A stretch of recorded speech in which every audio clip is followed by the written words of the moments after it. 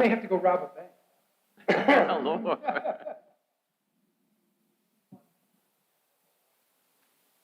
Please, sir. Yeah, no good.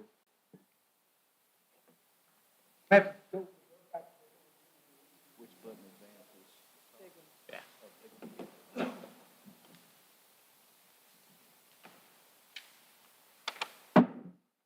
Not quite 6 yet. Oh, no, it is now. Look at me. All right, I'd like to call the meeting to order, please. If you stand and join me in the opening prayer and the Pledge of Allegiance. Dear Lord, thank you for bringing us all together tonight to do your work in our town. Thank you for all the many blessings that you've given us as we've been lucky enough to live here. Bless all the people that are in attendance and the ones that are watching online, and let us do our best with this budget review to do the best we can with the money that we're provided.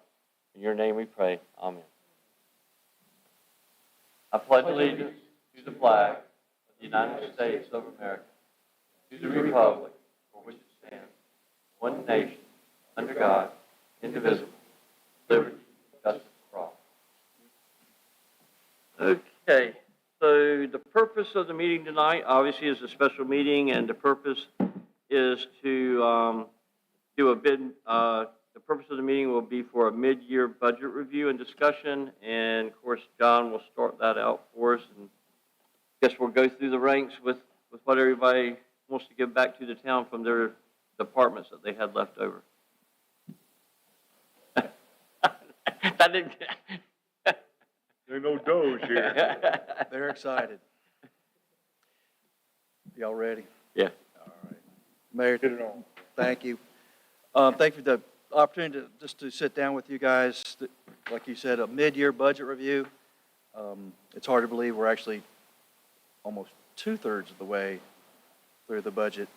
If you're a budget and finance guru like Sonia, this is an exciting time of the year when you get to start not only finishing up to make sure you're going to end up the current fiscal year where you need to be, but to start developing the budget for next year. And that's kind of the purpose of today, is to kick things off. I like to start the budget process by making sure where we are today sets us up for the coming fiscal year, to give you all an understanding where we're at. You're going to hear from the department heads in just a few minutes about their successes, their challenges, and their thoughts of where they are, not this current year, but what's happened this year, what is going to carry them into next year, so that when you see budget requests in the next couple of months, oh yeah, I heard that back in February. They were talking about that, so it won't be news to you. So like I said, I'm not going to waste a lot of time. I'm going to jump right into it.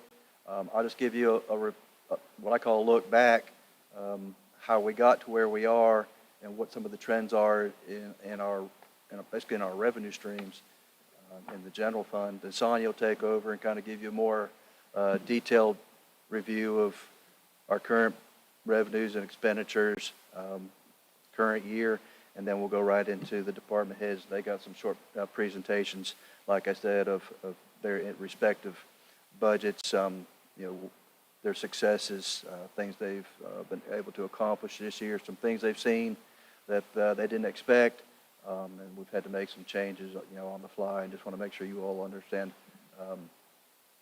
those things that we're faced with. All right. Can y'all see that one in the back? All right. Looking back, look, what I'm going to do is give you a quick snapshot of your big revenues.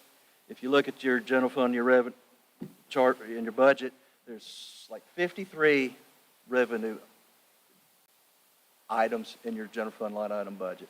I'm just going to look at 7 of them, but those 7 account for 70% of your revenues.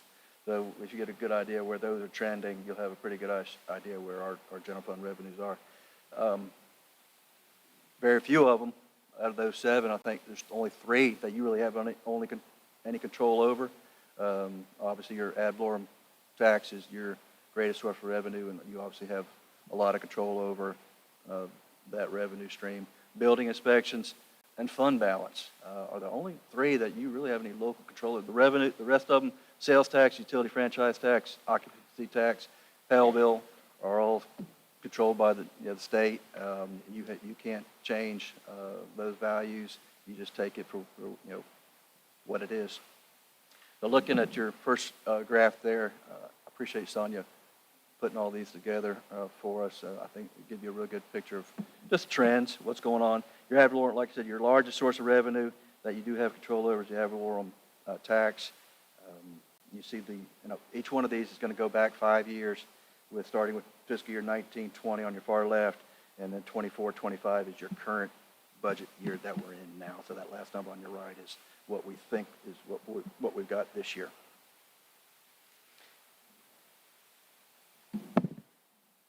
Question for you real quick. When I look at this here, where it says actual, it's 2570, 550 for 23-24, and that's actual. So does that counts for the whole year? Yep. Okay, so, and now I read 24-25 budgeted, 2502, 239. That's representative of 6 months, 12 months? That's in your adopted budget. That's what we budgeted for the whole year. It will most likely come over that, but I can't, it's hard for me to budget, Sure. project what coming. Okay. All one. So I asked this question. Remember that they, It's just what the county provides us. what did you see? Go back. It'll go up. So there's 68,000.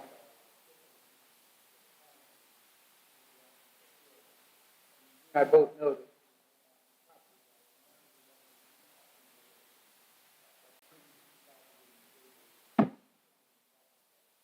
You're going to have discoveries during the year that you didn't know about, that they're going to collect on revenues. There's certain things that are going to happen. It's a monthly. The worst, You probably the worst.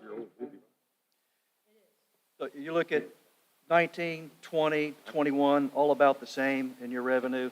You had a revaluation in 22, 23. You wonder why it went from 1.8 to 2.4 between 21 and 22. That was your revaluation year in Onslow County. So your tax collections went up. Your tax rate, I think, was still 35 cents.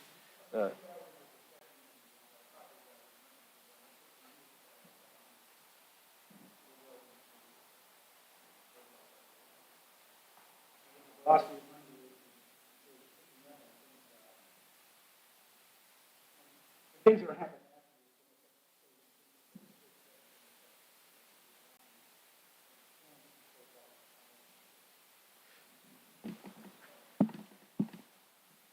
I said the economy looks a little better than it did just a year ago. So I think at least it's going to be looking up. So paying down some of the national debt will bring interest rates down eventually.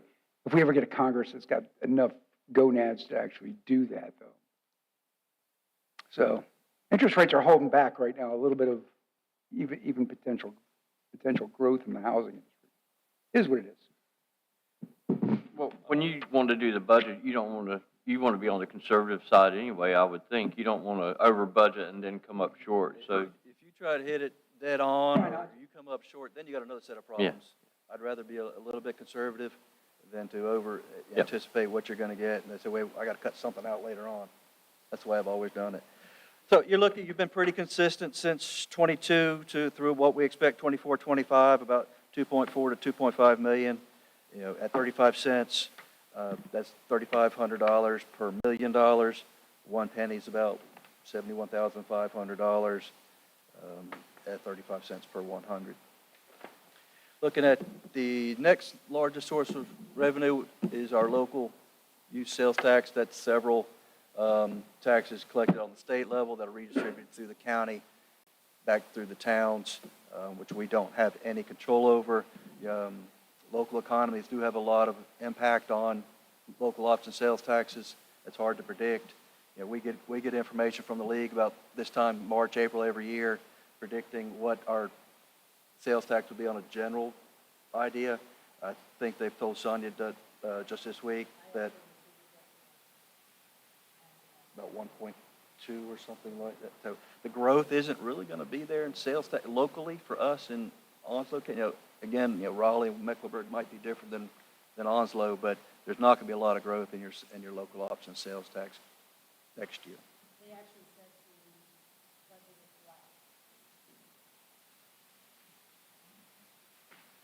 flat. Your next utility franchise tax, again, that's a portion of the taxes that we pay on our utilities, gas, telecom, electric, natural gas, Cablevision, all that's collected by the state, or remitted to the state and remitted back to the counties and cities. And ours is pretty flat for the last couple of years. We did have, what's that? Yeah, you just, it's hard to predict. You might have a really warm winter and they don't sell a lot of electricity and natural gas and they don't collect a lot of tax. Or you might have a really cool summer and you don't collect a lot of tax on those utilities, and so yours is going to be, it could be. You think that's why we had a spike, like maybe last year, to 273, and so we went back down to the norm with the budget? Yep, it fluctuates with the weather. Next one, building inspection revenue. Again, we do have some control over that. We did change pretty dramatically our schedule of fees for building inspections this year. You see a little uptick in it, and again, that depends on building activity, which we do have a lot of, but again, that's market driven is what kind of development we're going to have. We have seen a lot. We got a lot we think still coming. Looks like that new guy that we hired is earning a little bit more money. He needs a raise, doesn't he? Should give him a raise, right? If interest rates come down, it's going to. We just got to convince them.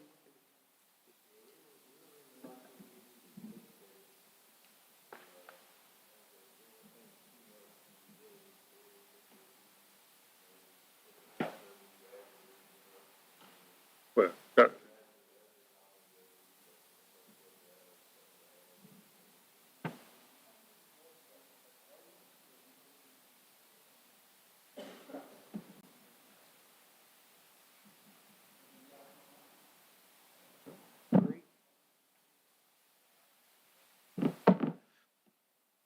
When I did it, they was back to you.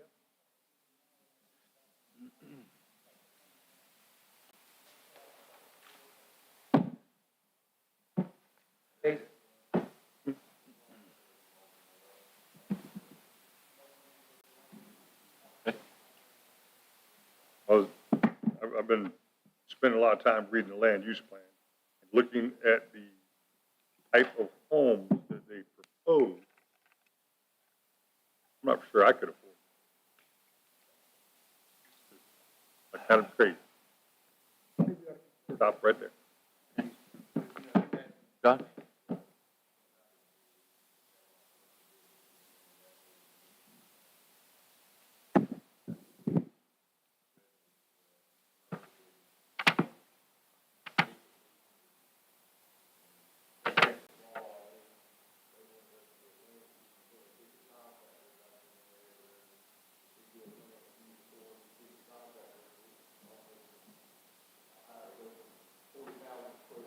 Going on. Dwayne. Yeah. Pay their permit fees, that ain't counting the permit fees, that's just plan review. The new Wawa's going down Western Boulevard as we speak. Moving on. Building inspections have been fairly consistent since about 21, You can get 22. off You look the back track. at 19 and 20, 21, that's Hurricane Florence. That's where that big spike came from. But then That was awesome. I was part of that. I was part of that spike. Occupancy tax revenue that, the hotels and Airbnbs remit back to for their sales in town have been pretty kind of flat for the last couple of years. Wouldn't expect any change in that looking forward to next year.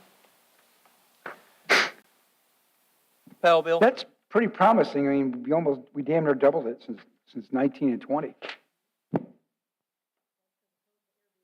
Yeah. Very nice. I like that.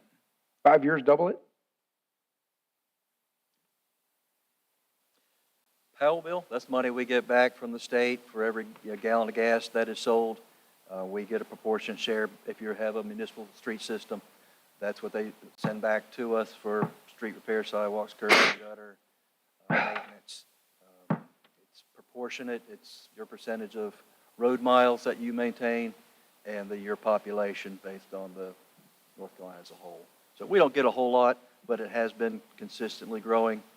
About $144,000 this year. I guess we're selling a little bit more gasoline. People drive more, there's more people, so that I can understand that. I think the Powell bill, the rate hasn't changed much. I think they've capped it. So that won't be changing on the state level. So it'll just change. If we add more streets and get more population, we'll get a little bit more money. But I wouldn't expect much change in that.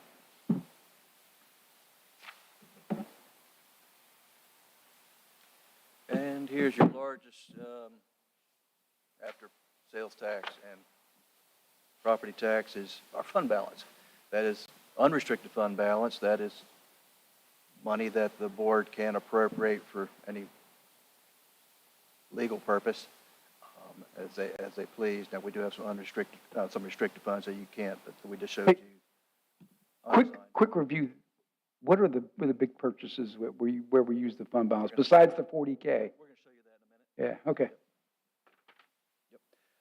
You just remember, just recently, we put a fund balance policy in place to target your percentage of unrestricted fund balance at 50%.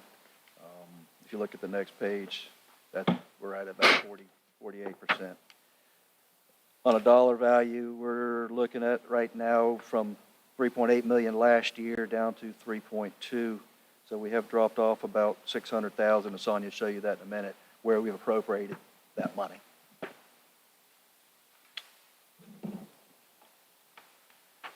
And there's your graph of fund balance percentage, a percent of general fund expenditures.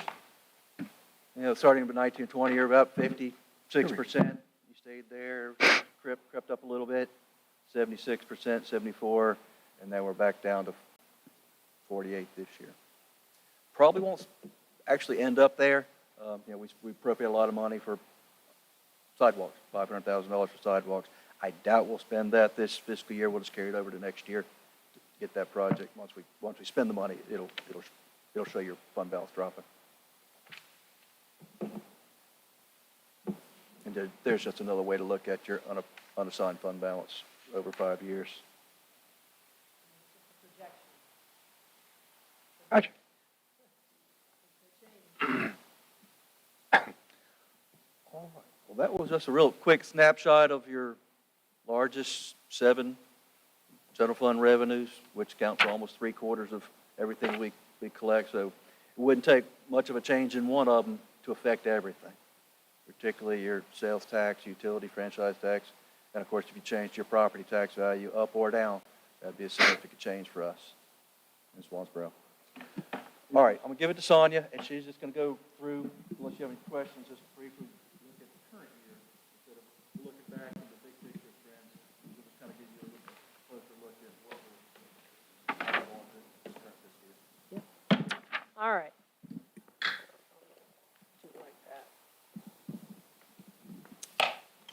Okay, so we're just going to give you a little overview of what was funded in the budget.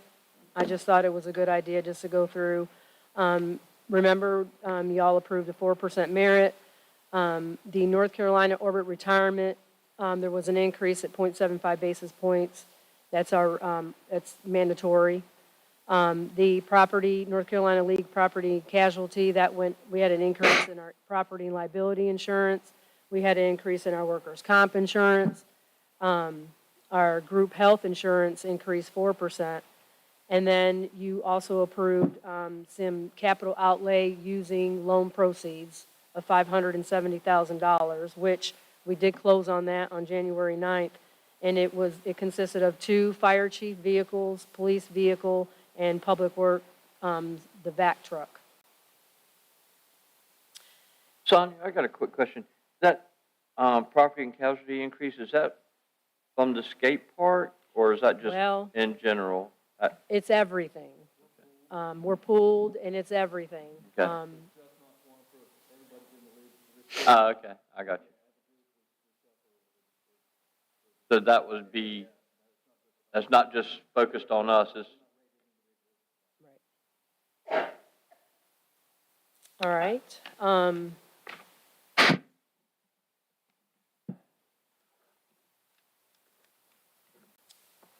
And then here are, y'all had appropriated $723,569 for sidewalks, which he just had mentioned.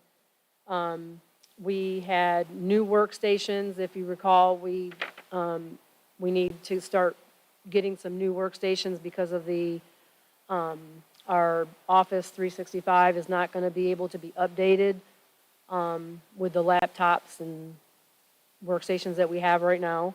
The town hall digital sign was approved, and the pickleball court, $150,000, and then the public safety full-time personnel bonuses. And then on 6-4, we also, y'all had approved the $3,200 for the tunnel to towers. So this is all stuff that has been used with the appropriated fund balance.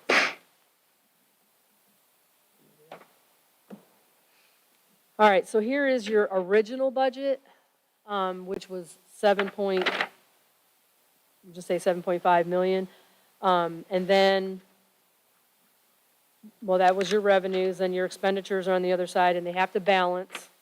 So there's the department totals for each department. And then the next slide is the amended, and I apologize because you're not seeing the department over here. It got cut off for some reason. Your first one had it, but your second one doesn't. So here are some departments that are going to have some surpluses, and there's going to be some that we're projecting a deficit. The department heads are going to speak on behalf of that, but I can mention some of them. So like in governing body, which is your first one, we're projecting a $1,900 deficit, and that was due to the recordations, right, Elisa, and the BOC Christmas party. What was the others? The Sam Bland Award, that's it. So these are things that were not budgeted. So we may need to come back and handle that. The permitting, a lot of this in the beginning, because we didn't have, the permitting budget was already done when Paul came in. And of course, he needs certifications, and there were new things that came down, like your what was it, the code books? Yeah, with their There's a lot of budget things for. that were needed that changed, so he can talk on behalf of that. But I'm just going to give you a little bit of why these departments are going to probably need a budget amendment. And then also planning, Rebecca as well, she needed some training to keep her certifications. She also has some dues and subscriptions because she's certified flood planner, yeah. So anyway, she can talk on behalf of that, but these are just some of the reasons why, and really it's only those three departments. Everybody else should be good. So the next page, right there. Okay, so again, this is just a projection. Okay, this can change to the good. So your revenues, I'm projecting your revenues to be $6,274,529, and your expenditures $7,360,847. So I'm projecting a deficit of $1,086,318. However, y'all assign fund balance, which comes back in the picture. So I'm going to project that we'll probably have a surplus at the end of maybe $83,000 projected. Now, it may be more than that. I just came back from a North Carolina GFOA conference. I'm sort of glad I didn't really project the sales tax like it was going, because they told us that the first quarter, it was flat. So I'm glad that I stayed where I was. So they're saying that it's going to start slowing down, so be careful. So there will be a surplus. I don't foresee it going in, and I'm going to say around 80,000 unless, again, things, are not purchased, then we may have more. So that's what my projection is. Sum up what you just said. Best side of things, we're looking at possibly $100K surplus, and the worst side of things, we're looking at $1.1 million deficit. That's a good range on a $7 million budget. For unknowns, Yeah, we don't know what's going to happen. Yeah, exactly. All right, and again, I like to put this in here because, everybody needs to know that 1 cent generates $71,493. That's per the general statute. We can only budget what we collected last year. So that's that. And then these next couple slides, I just thought I would put it in here just to get an idea of what it will take if we wanted to bring this back into the budget. And just a reminder of going back to the fire trucks, this is one of my concerns is that when Jacob presented the fire truck, we also included the set aside that we were projecting to put aside for the future, purchase, like a down payment. We did not budget that this year. So if we wanted to bring it back, this is what's equivalent to that 1 cent if you would wanted to do that. Or you can always add it to the next budget. It's okay. I'm just saying that, that was part of our presentation, that we would have a certain amount of money at the end to pay some of that down as a deposit. But you don't have to. I'm just saying. And then, of course, the police vehicles. Then we had some Parks and Rec items that's always requested, but we have not done. So this is just to get an idea. That slide's all over the place. I gotta. So, Yeah, the formatting is all, sorry. Okay, next slide. So then here is our current debt summary. As you can see, added the VAC truck, the police and the fire chief vehicles to it. So right now, our principal balance is $1,376,515. And then our annual payment, actually, it's not 415, it's actually 418 because the top one is paid off this year. So that's gone. So it'd be 418 and some change as debt service moving forward. And then I didn't know, just so everybody's aware, because this is coming down the pipe, and it has been approved. This is our future debt summary with the trucks in it. So just to give you an idea of, we're going to have a lot coming off, but then we're going to be adding the trucks in the next year or so. And I don't know what that date is. It's tentative, but, and the rates, I just projected that rate. It could be good, it may be worse. I don't know. I don't think it's going to be, that's the last rate we got with this last bank financing. So our future debt's going to increase by about $1.5 million or so, roughly? The principal balance. Yeah. But The some of principal that's going to part, come off, though. See, if you look on your annual payment, tried to break it down by fiscal year. A lot of that's gonna, like 26, we got 3 coming off of there. Yep. So if you look, the annual debt payment is what you really want to look at this point right now, just to give you an idea. So that's one.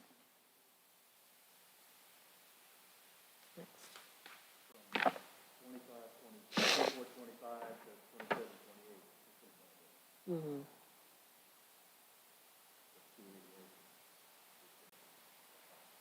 Projection based on.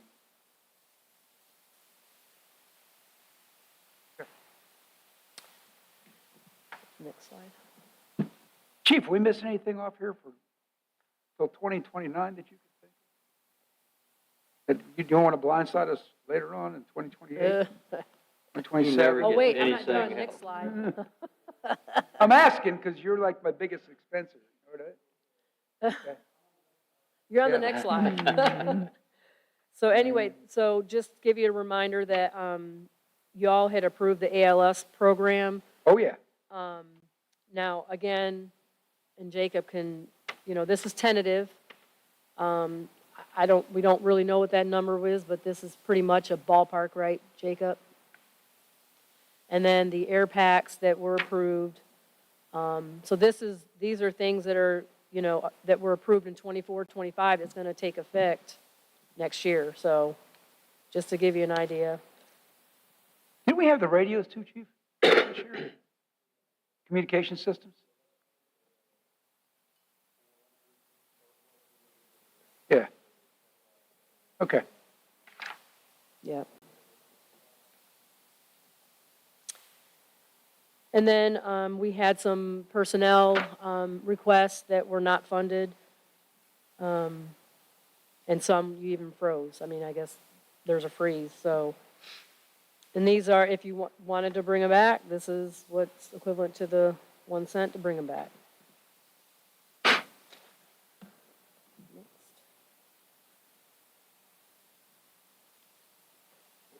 Yep.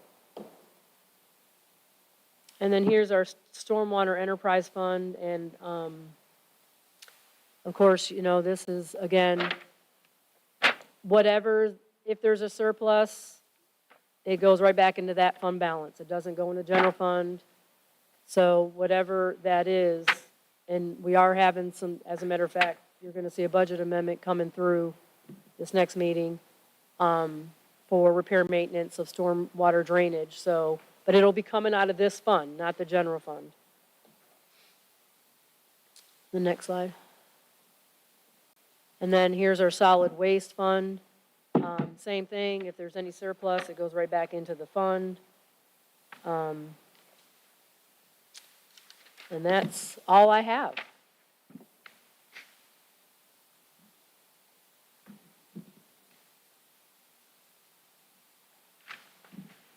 Any questions? Yeah, I go ahead. Did you want to go? I just, we cut a lot out from Anna's budget as far as personnel. Were you guys able to operate okay with, it's like $68,000 worth of salary additional? Yeah. Y'all did a great job too, I mean, but, okay. And then we've got the 2 dock attendants. We didn't have that expenditure either, right? They've been present for a while.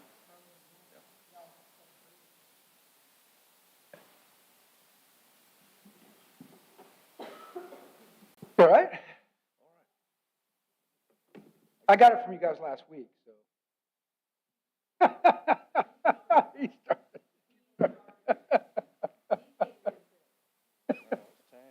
I was healthy before last week's meeting.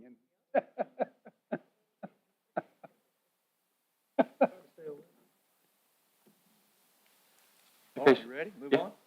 All right. Well, I'm going to jump right into items that we're currently dealing with now that will have an effect on the current year budget. And Tank, jump in here when you need to.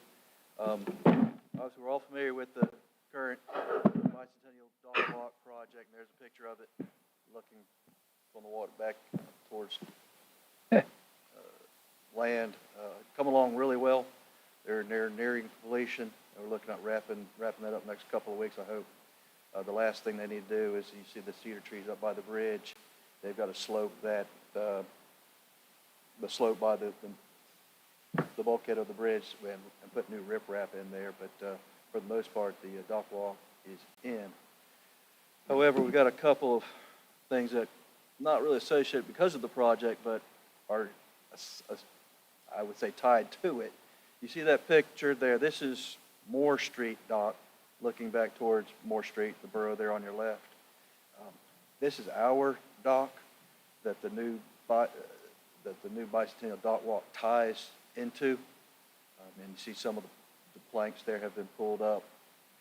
There, that is an old, I don't know when it was built, but I remember when I was here in 2019, that pier was, that floating dock was up in the backyard of. Twice it has, twice after Florence, and then again after one in 2019. Was it Michael? No, it started with a D. Dorian.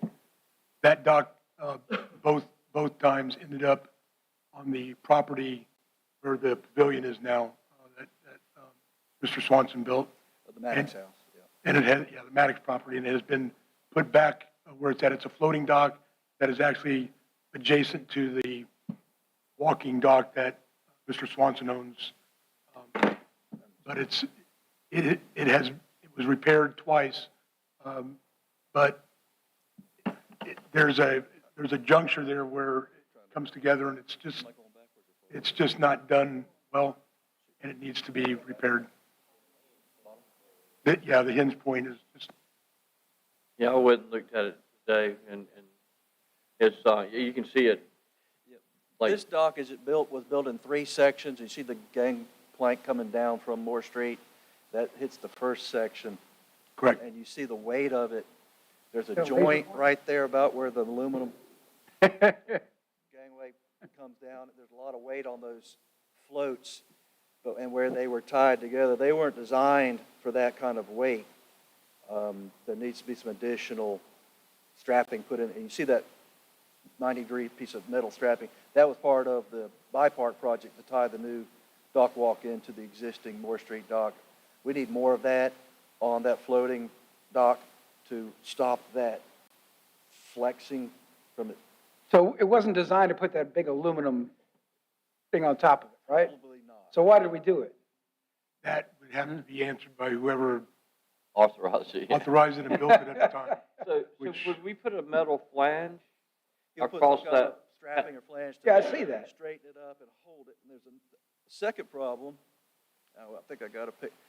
They lifted the planks off. Those floats, I didn't know it, but as stuff grows on those, there's a design load for Yeah, it's each called one of those. underwater vegetation. And as more veg stuff grows on it, it pulls it, they lose their flotation and they sink. And they said there's a tremendous amount of weight on those just because of the barnacles, whatever is growing on them. So their suggestion is to actually, you get like somebody cleans your boat off, they'll get a diver in there and clean off those, and that'll give you a lot more buoyancy. What are these docks support? There's another closer picture of the growth. They're going to be part of the dock attendance job? I am. To get in and take the barnacles off, You had to have a diver Just to thought. do that, yeah. Just a- You know, they make a thing called scuba, and a scraper. Well, the thing I found out Scrub the too, bottom of the them. faster I'm the serious. water flow, the more water flow, the more those oysters and clean boats barnacles like that will down in grow. Florida. If the That's water's stagnant, it doesn't get as much and that water's nutrient. definitely not stagnant. And that's that's not standing Yeah. water there. Realistically, when it was built, had it not broken free from the pylons twice, it probably would not be in the shape that it's in now. But it was ripped from the pylon and ended up thrown onto the Maddox property 2 different times. So that's got a lot to do with why that dock is in the shape it's in. Docks provide access, so I'm not that familiar with the docking. What is this dock's purpose? What access does it supply to what exactly? It has been used as a day, basically a day dock. dock that people can come and tie up to it for the day. It's not an overnight dock. Again, I don't know why it was built. I don't know.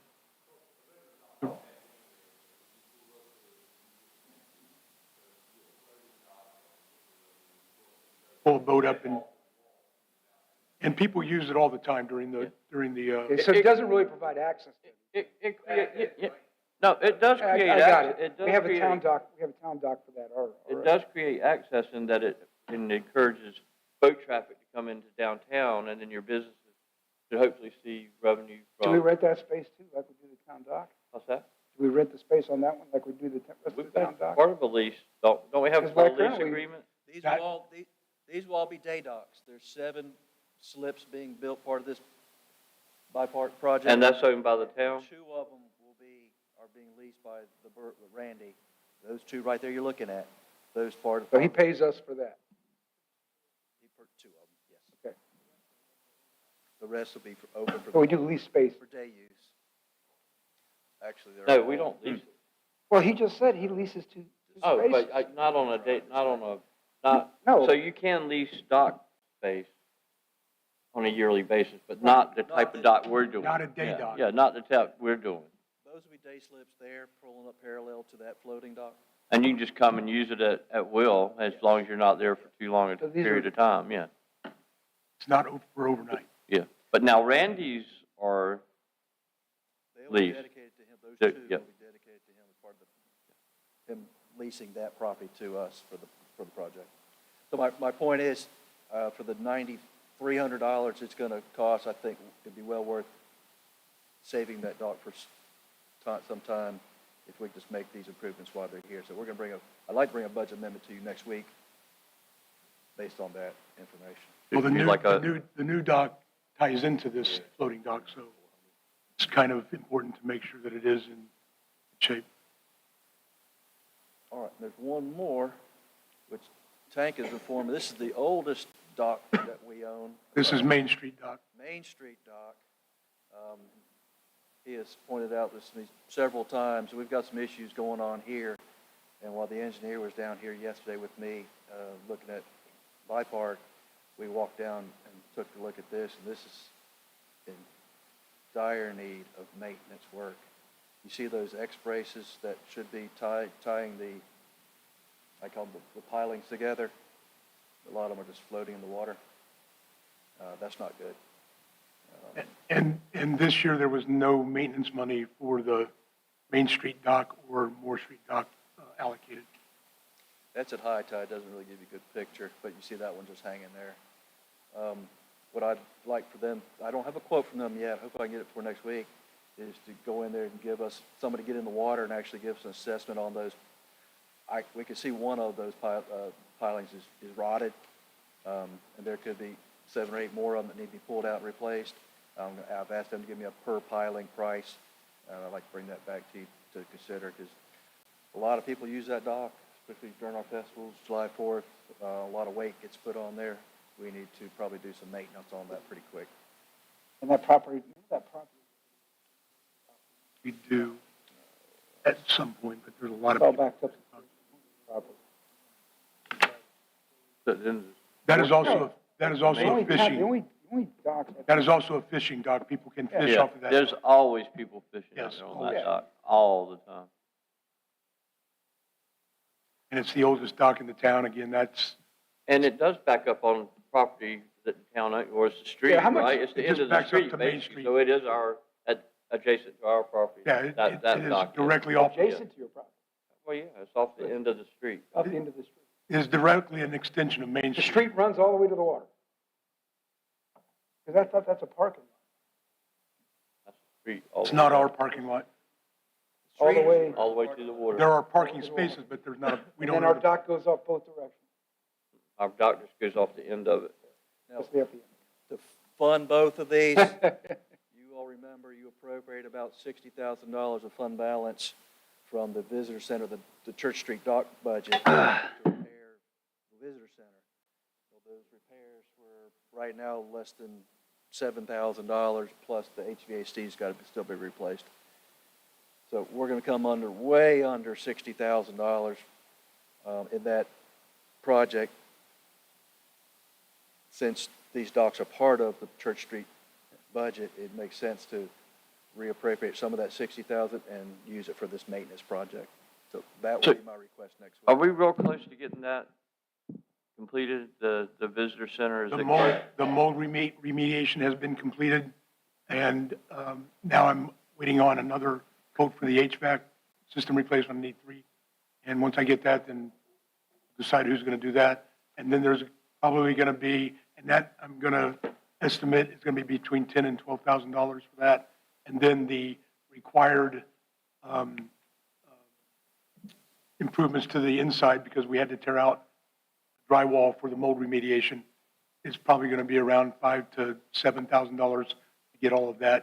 So we'll have 25, 30,000 left over maybe? And that's if you do not make the decision to make that a, Yeah. Hey. With the washer dryers and the Right, bathrooms, exactly. showers and all that. and then we got to figure out what to do with all that. Tank, these docks are about 8 foot wide, basically, at least the ones you walk on. The Moore Street dock is probably Okay. about 10 feet, but So- the Main Street dock is I double got that. I got a question coming in here. It is the linear, what did we pay for the, I guess by linear foot of the dock project we just contracted for? What do they measure out linear foot as per? Here, the reason I'm asking this is I recommend that we capture the linear footage of all of our docks. And then we come up with an estimate. And then we look at how many years to replace. And then we set aside a fund, especially for the docks, if we're going to keep these things, and that we can account for this stuff, and none of the stuff's going to surprise the next board or the board after us or anything else. And say, hey, look, we need a fund it's like we have a fund for streets, right? Same thing. We got a plan for this, if we're going to keep them. If not, I recommend we sell them, lease them, get them out of our hands, and get out of the dock business. If we're going to be in the dock business, you have to maintain these things. I mean, anybody that owns a boat or a dock will tell you 2 things. The best days of your life, the day you buy it, and the day you sell it. I think one of the problems we ran into, we put such a tight budget on you guys that we didn't leave a whole lot of money for There- maintenance of the docks. There was no Yeah, money for yeah. that. So, yeah, I've got you. I understand that.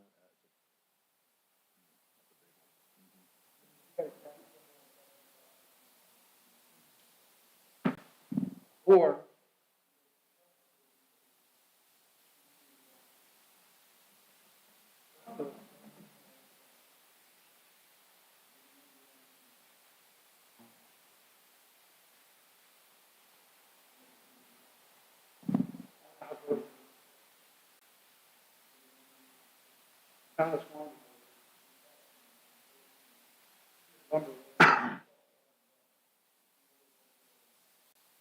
I do know that Morehead City and Beaufort both do own their docks, and So I would imagine.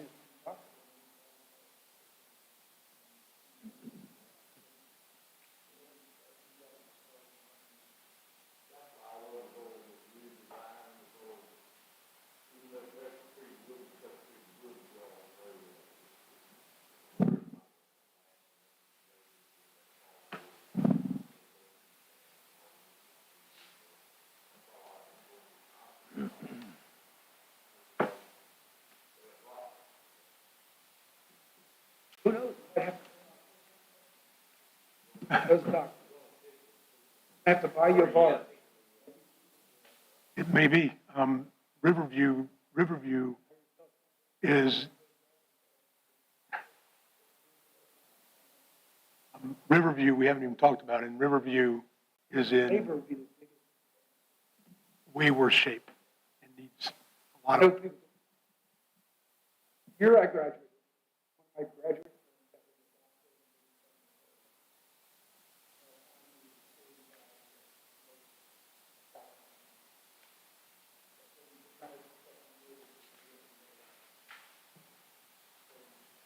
Got 'em.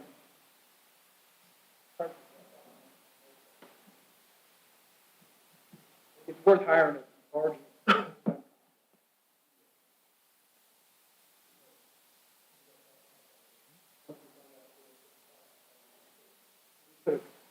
Well,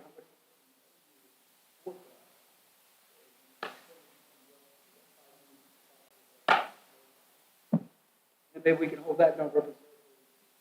Bring on a guy in a barge.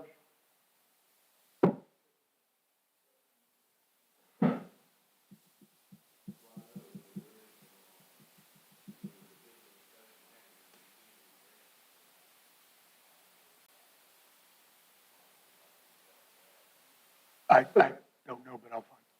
I don't know anybody that's.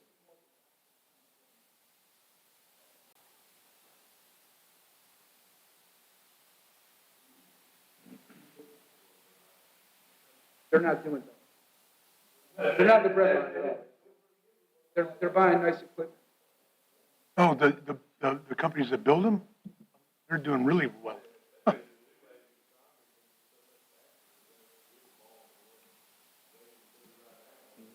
A lot more expensive, I would assume, but a lot more, not really, so Concrete is cheaper than, it's- that's why we went to concrete. okay, it's far more durable, I mean, good lord. Yeah, Okay. You had to know how. Talking about it.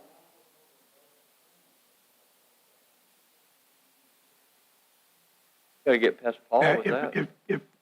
if I had the expertise to be a dock builder. But, You'd be yeah. good. Hire the guy with the. Got plenty of. Oh, well, I do. We could take Yeah. those, some of those days. Trimming sidewalks and take them to the dock. Yeah. Yeah. I think if you're looking for state money right now, could be a hard sell. Okay. So is So it, they're trying to refill all the coffers. are we for going to Western. Dwayne now? Is that what we're doing? We're out of order? Yeah, kind of, sort of. I didn't want to explain. All right, not too close, huh? As Sonia said, the police department will be running a surplus this year. The biggest percentage of that comes from the two positions that we had vacant from July through February. Are good to know that one of those spots has already been filled. And the second one, we're in the final stages of the paperwork to process that guy. So hopefully by beginning or the middle of March, we should be at full staff. That'll only be like the third time in the 15 years that I've been here that we've been at full staff. But we have had some good successes with the budget. Most of my line items are right around 40 to 50, 60%. I think I'm over on a couple. Those are mainly uniforms, but that's just from the officers that we did hire from July through December, and then also with their medical exams. The cost of those have gone up, but we didn't quite have fully budgeted what we thought we were going to use, so we're just slightly over on those as well. But we were able to get some big ticket items this year. Towards the end of last year, we had some grant money left over, and then with our non-capital outlay, we were able to replace all of our old mobile data terminals, which is basically the laptop that the officers use in their patrol cars. They had been using just your basic laptop computers, Dell's, HP's, and a lot of those were missing keys, and some of the things were being held together by electrical tape. So we were able to transition out and get what they call the semi-rugged laptops, which are basically like a tough book is the generic term. Our guys kind of like these GTACs. They have bigger screens on them, and a lot of them also have touch screens, so they're able to do everything right there in their car. They don't have to get out at the office too many times. But that's big for them. A lot of things going paperless now, especially at the magistrate's office, so they're constantly getting in and out of the car with these things. And like I said, just the old basic laptops, they'll tear apart. These things were built to last a little more. And thanks to some surplus ARP funding, we were able to actually get a full-scale body-worn camera system. We were using just some basic $300 or $400 cameras off of Amazon. Those things just clipped on your shirt whenever our guys had to run after somebody or they got in a tussle with them. Boom, they went flying, so you didn't see anything. These cameras here, they come with a magnetic clip. One side goes inside the shirt, the other on the outside, and it locks in, and it takes a lot to get those off. With the old system, either the deputy chief or lieutenant, whenever the officers came in, had to actually pull an SD card out of the camera, stick it into a card reader, put it on the computer, and download 12 hours worth of video or whatever they had on there, and then go through it all individually. And that could take hours. And then we had to buy external storage also to store all that stuff on. With the new system, the officer comes in, boom, they put it on a charging cradle. It automatically downloads you see the CPU tower there has 12 terabytes of storage on it. So all we have to do is go to their activity log or the incident log, see when they had something, boom, pull up that time, and we can lock those videos in for whatever time that they need. Any other video that's not locked down automatically deletes after 30, 60, or 90 days, whatever we put on it. So that was a good buy that we were able to get using, like I said, with the surplus ARP funding that we had. And thanks to a donation from one of the local churches around here, we were able to purchase 15 complete sets of duty gear. As you see up there, probably the average cost for a duty belt is anywhere from $320 to $350, $400, and that doesn't count the holster. Depending on the type of holster you get, that can run you anywhere from $150 to $200 as well. So just a duty belt in itself, you're talking $500, $600 just for that. As something that would have cost us almost close to $9,000, it was donated to us. And now also officers, they have brand new duty gear, and the old gear that they have, they can put it in backup in case they need it for like inclement weather or something like today or hurricanes, they can use it then. The bulletproof vest, this year we were able to, our final rotation on our bulletproof vest, we started 2 years ago, and they suggest being rotated out every 5 to 6 years. So we have a list, and okay, this group goes out, in 6 years. So with our non-capital outlay, we were able to, and some of the grant that we had, we were able to finish out getting those bulletproof vests. Yes, sir. What level of protection We on do those 2 ways vests? on those. What is it? The 2A, it stops the handgun round. It doesn't. I'm thinking, is it 3 alpha, 4? Yeah, it's 3. 3 alpha? Yeah. It'll stop the handgun. It won't stop a rifle bullet, but we do have ballistic vests that were donated through the Sheriff's Association that we get. If they have like an active shooter with a rifle, they have them in their patrol car. They just put that on, and that's the Okay, solid. so you got an ballistic extra vest. SAPI to go We on. do have just that, for exactly. Level 4 protection. Exactly, Okay. yes, sir. All right. So all of our guys get brand new vests. If somebody comes in and we don't have one that does fit them, then of course we'll order them one that fits perfect for them. And with our new salary study adjustment that you guys approved for us, and we're hoping now that we can get start recruiting people and being able to retain them as well. Like I said, we've already got the 2 spots that we had that were vacant. We've already got those pretty much filled, and with competitive salary, I think we'd be able to retain some for longer than what we have been able to keep them. And of course, the biggest challenges that we face is every year is the increasing cost of the equipment that we need, and then also the services that we have to have. Everything just keeps going up. To outfit a vehicle now, we're looking, just for cages and electrical equipment, you're well over $7,000, $8,000 around there. That's pretty much all I had. If you had any questions. I know with the tight budget and everything, sorry. Do you have enough for your training? We do, because we have the Justice Academy and then the community colleges. They offer free training to us. All we have to do is get them there. The expenses are for the gas and whatever food they have while they're eating there. That's it. You send the officers on personal time or on duty time? It depends on however the schedule is. If it's a Monday through Friday class, there may be a couple of days in there that they're off, that are their off days that they would have to go. But most of the classes are Monday through Friday, and our guys, they'll work Monday, Tuesday, they'll be off Wednesday, Thursday, and they work again Friday. So some of this training may fall on their days off, but they're aware of that, and they want the training, so it doesn't bother them too often. Chief, what's our present strength right now for all your officers, your whole department? Our whole department is 12. We have one spot that we budgeted just to use for budgeting purposes this year. So in July, we'd be at 13. We'd have one more spot. So When was the last time somebody left for bigger and broader horizons? that would have been the ones we had that left from June through September. How many? 3. Well, actually 4, I'm sorry, 4. 4.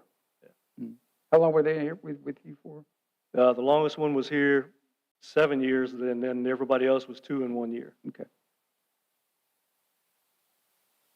But usually 2 to 3 is where, what most people, they'll stay here and they think it's greener somewhere else until they get there. So basically, I'm looking for comments on where do you think you're at on keeping the talent you need? Are you able to maintain the force that you need? Or, Yeah, I would like a couple of more. It would balance out the shifts. That way we're able to have at least 2 on a day, 2 on a night, and 1 that would float in between. So you'd always have 2 to 3 people on at one time Yeah. on the patrol staff.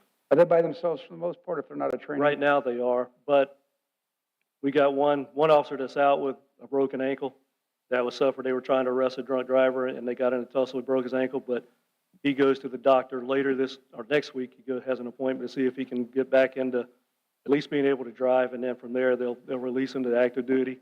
And then the one is still on administrative duty from the incident in December. Appreciate it.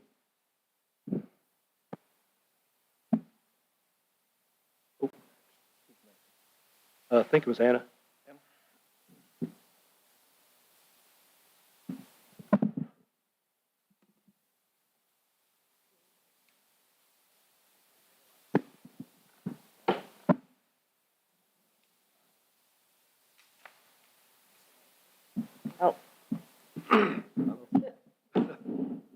Oh, you were supposed to go last. Yeah. They were talking about it. Yeah. Hey, so I have a request to take like a 5-minute break. Is that all right with everybody? All right, take a 5-minute break then. It's 7:01, so 7:06.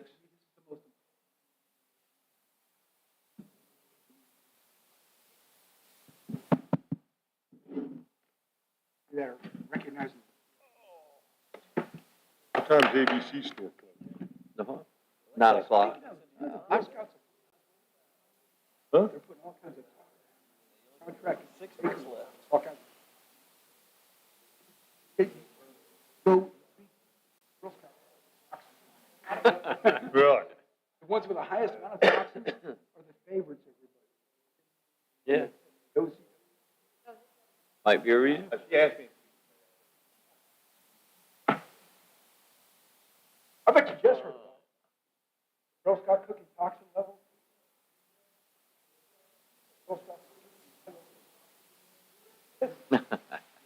I got some Girl Scout cookies in my house right now. I know he did.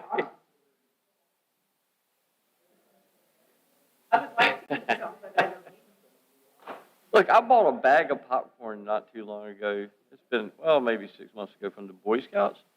Dang, I thought it was gonna be like $5. That thing was like $15. It's a little bag.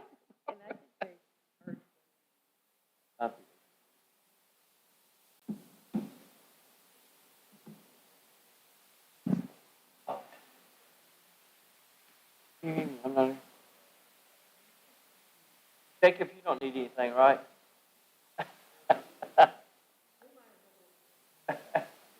Call it a night, yeah.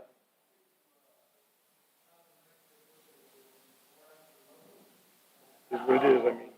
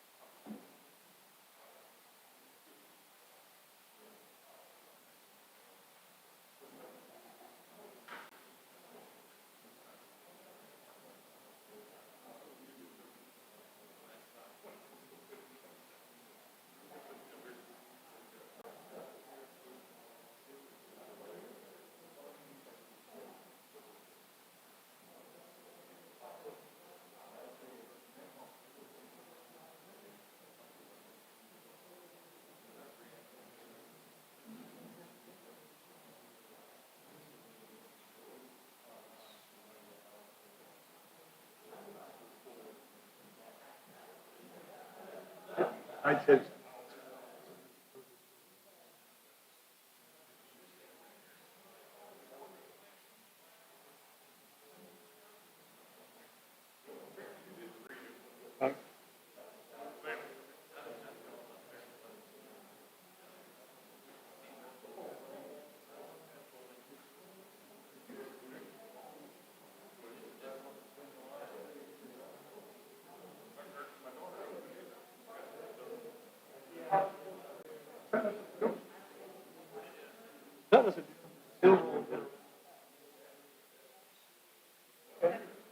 they didn't get some better.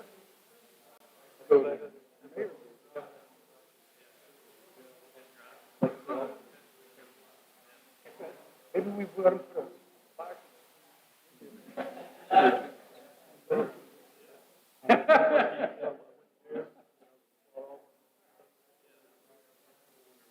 because a lot of guys do like it. That's what he.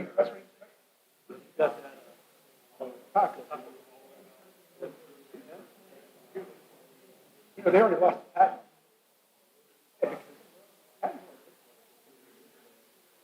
Been more than 10 years. Oh, yeah. And I've, go to all the books. Wait a minute.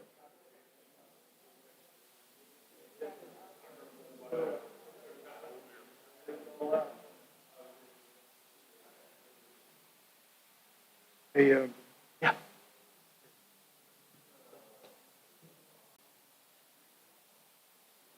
Shipwright.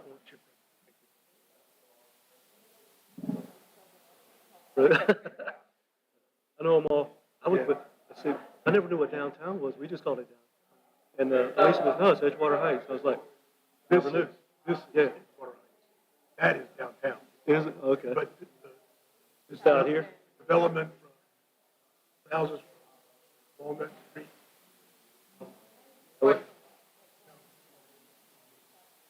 Yeah, That's Edgewater Heights? Edgewater Oh, Heights. then you still have downtown. Yes. Oh, okay.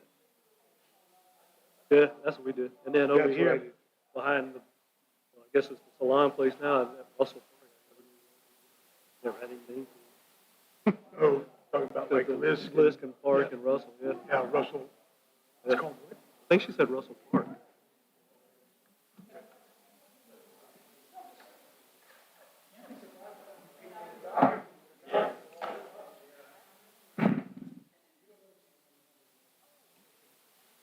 People come in. Tell you what, I said, 25 neighborhoods, the complexes, almost 200 businesses.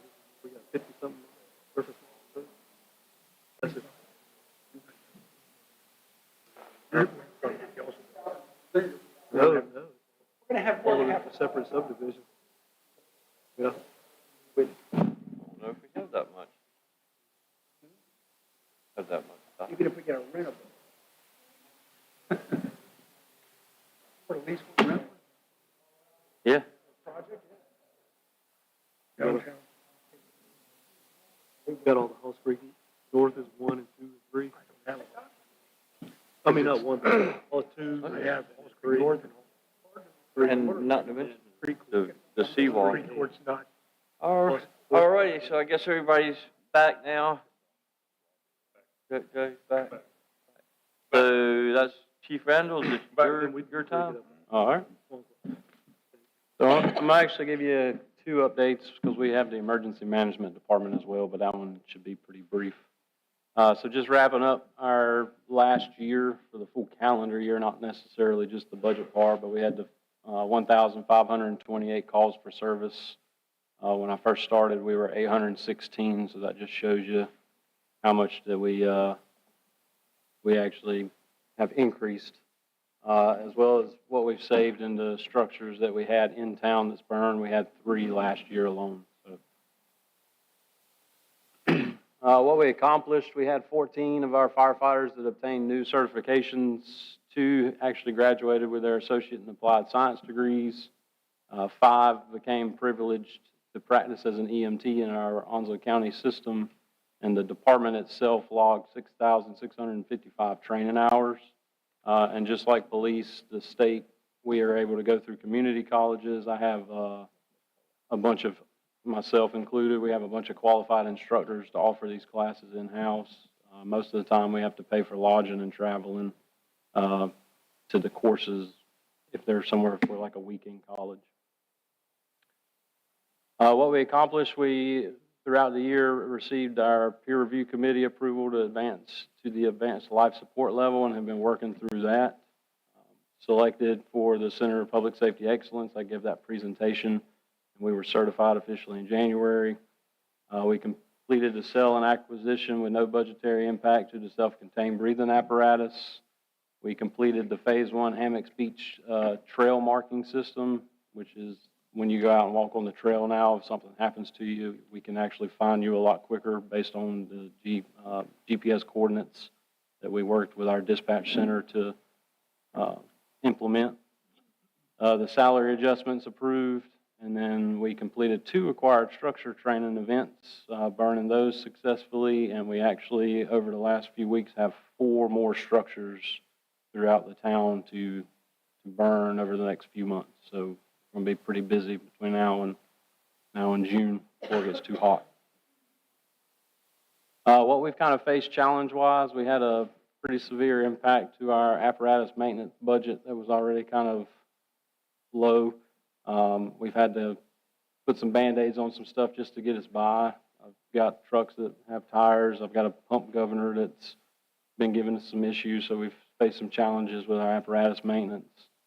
Personnel uniforms is another thing. We've got a staff of 44 between volunteer, part-time, and full-time that we're trying to outfit.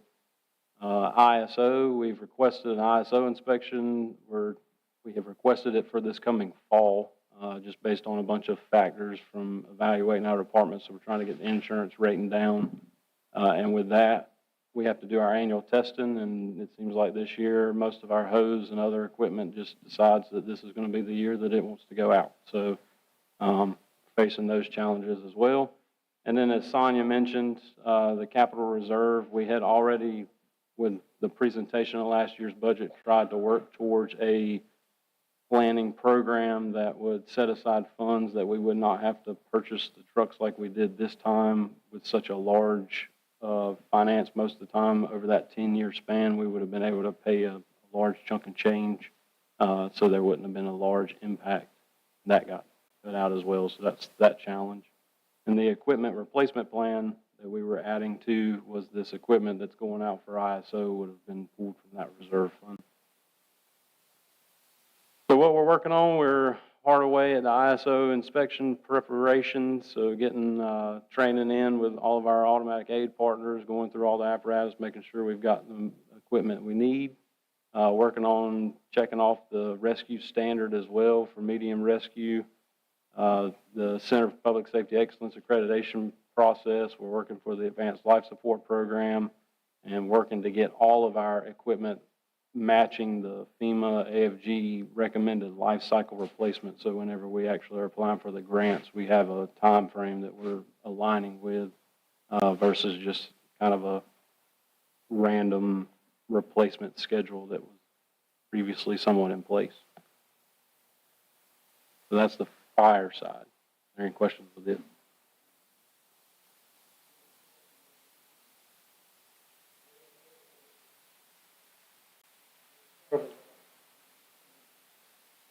So total force is 44. That's including part-time, volunteers, and full-time. Full-time, we're at 12. We have 9 that are staff operational positions. Right now, we're fully staffed and have been maintained fully staffed. I've got 1 captain that's been offered a position at Camp Lejeune. That's why it's posted online right now. So he'll be leaving as soon as he gets his start date. Volunteer-wise, we've seen somewhat of an uptick, but we've kind of plateaued. We're trying some recruitment with that. We've expanded our boundaries. It's sustainable, but we're running so much and overlapping incidents that we're straining the full-timers that we do have personnel-wise with running multiple calls. We're relying a lot on automatic aid. I mean, we had the 13-acre woods fire and a structure fire at McDonald's at the same time. We're having to recall them in a lot to help backfill when we're doing all these mutual aids. I mean, the county itself is blown up. It's just taking a lot on the people 3 that we typically have running on shift. So in the future, adding more positions to help relieve some of that. I guess a final question, I guess for both of you, the chief, is what quality of applicant, what do you look compared in your experience? Are you seeing the same quality applicant like when you came out of the academy? So yes, we've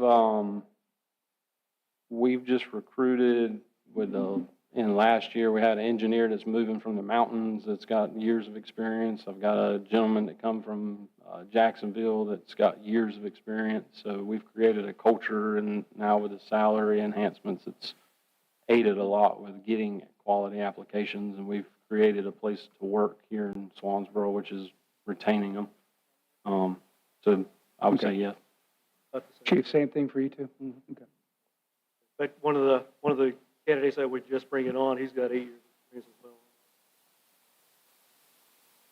Where we were a stepping stone previously, we've turned that around. People are looking to come here, so it's a good thing. Yes, sir. The, simple question on uniforms, the, cost, is it shared between the department and the individual, or is it all on it?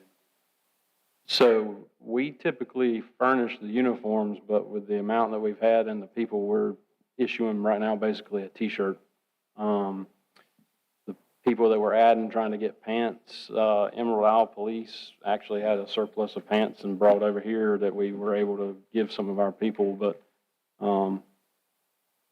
sweatshirts is about where it's at. I mean, I've bought things out of my own pocket just so that we can make sure that they've got cold weather gear. Have you ever looked into, either one of you ever looked into the uniform service? Yeah, so most of the time that things that we're replacing is just like T-shirts to get the bleach and stuff on, but the problem is we've had, prior to this year, we've had such a turnover that getting them the full uniform to begin with has been the tough part, just to where we can maintain it. So it's like playing catch up.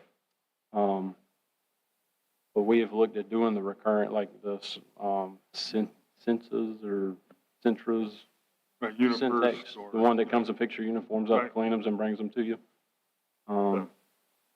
But that.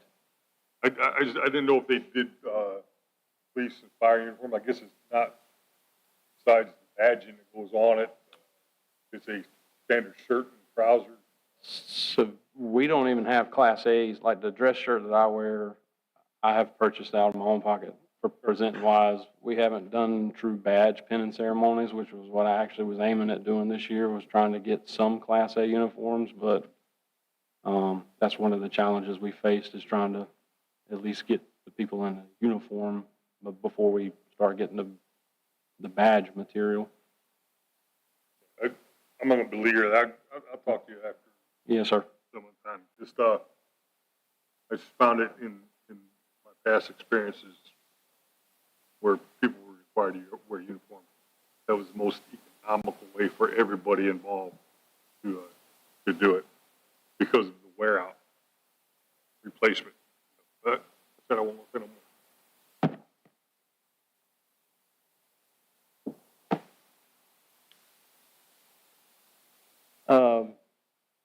Anything else?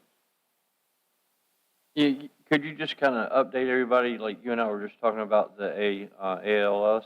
Yep. And where we're at with that, and how you are with funding for that and whatnot? So we got an agreement a month or so ago to review, and we're kind of just at this point looking for the funding source to sustain the program, to get it off the ground. Counties finally agreed to the terms that we were trying to get for if the program, if they were to ever come back and let us know they didn't want us to do it anymore.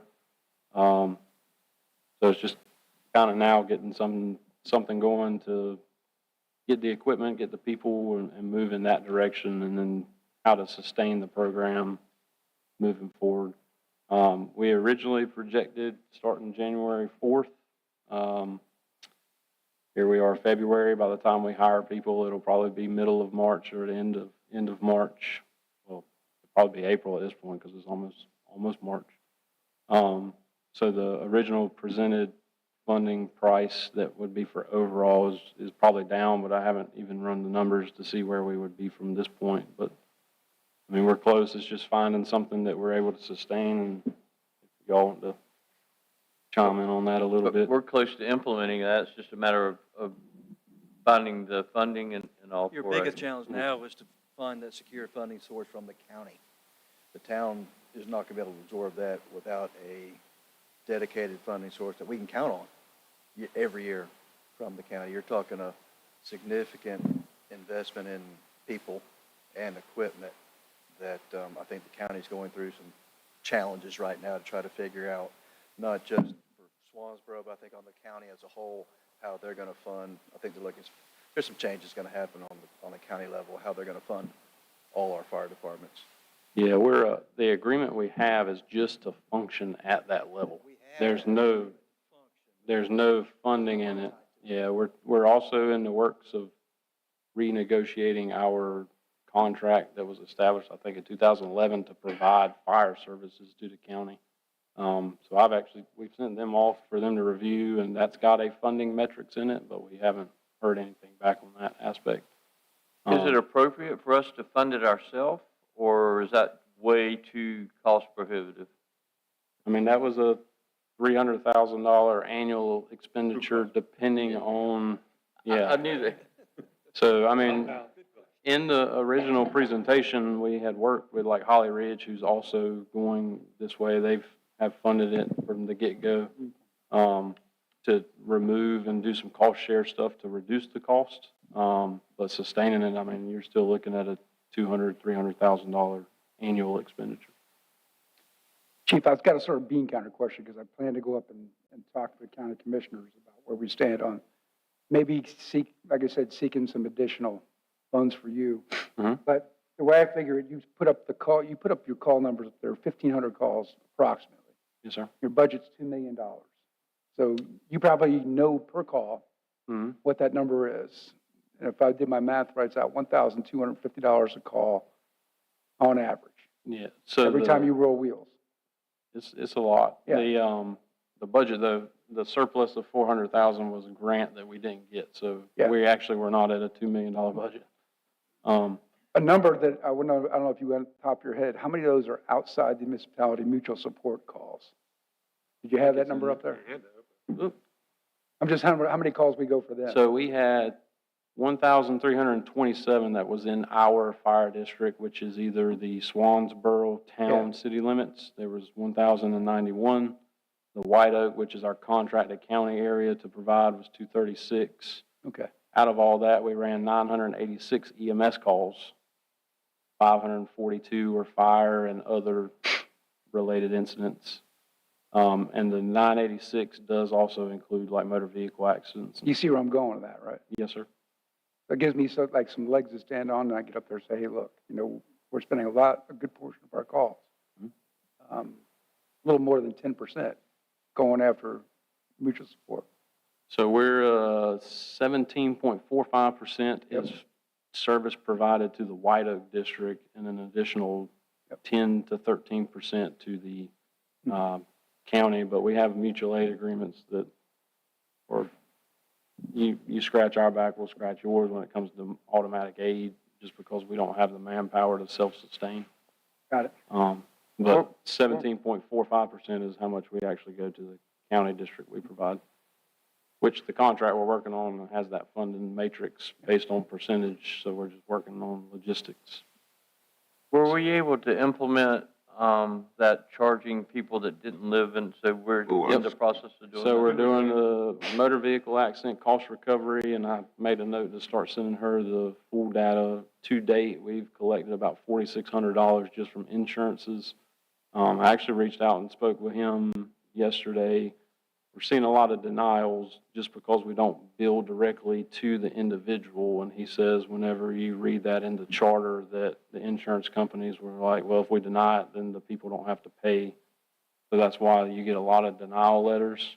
One solution he recommended is bill the individual, but advertise that if they bring it to the fire department, we waive it. that just gives an extra leg to stand on when the insurance says, well, if I'm not going to pay for it, my person that is paying for insurance will have to. But that's not a bridge that I'm really wanting to cross right now.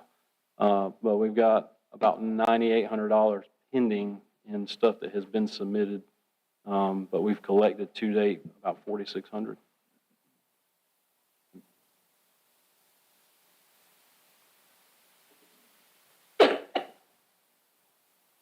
Emergency management would be really quick. We had Tropical Storm Debbie. We had the potential Tropical System 8, Hurricane Helene. We actually had 2 successful deployments that we have submitted the FEMA reimbursement request for. And then Winter Storm Enzo, nice little 4 inches of snow that y'all all saw.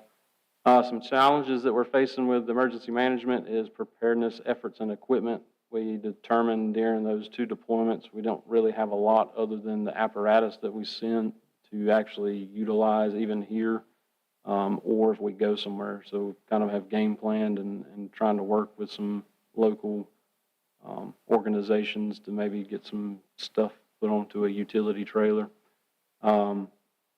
Also, there is a lack of or highly competitive grants for any kind of prevention or preparedness. They're out there. I've been working with Rebecca and the local COG for some like portable dams that we can deploy around businesses downtown to help limit the flooding.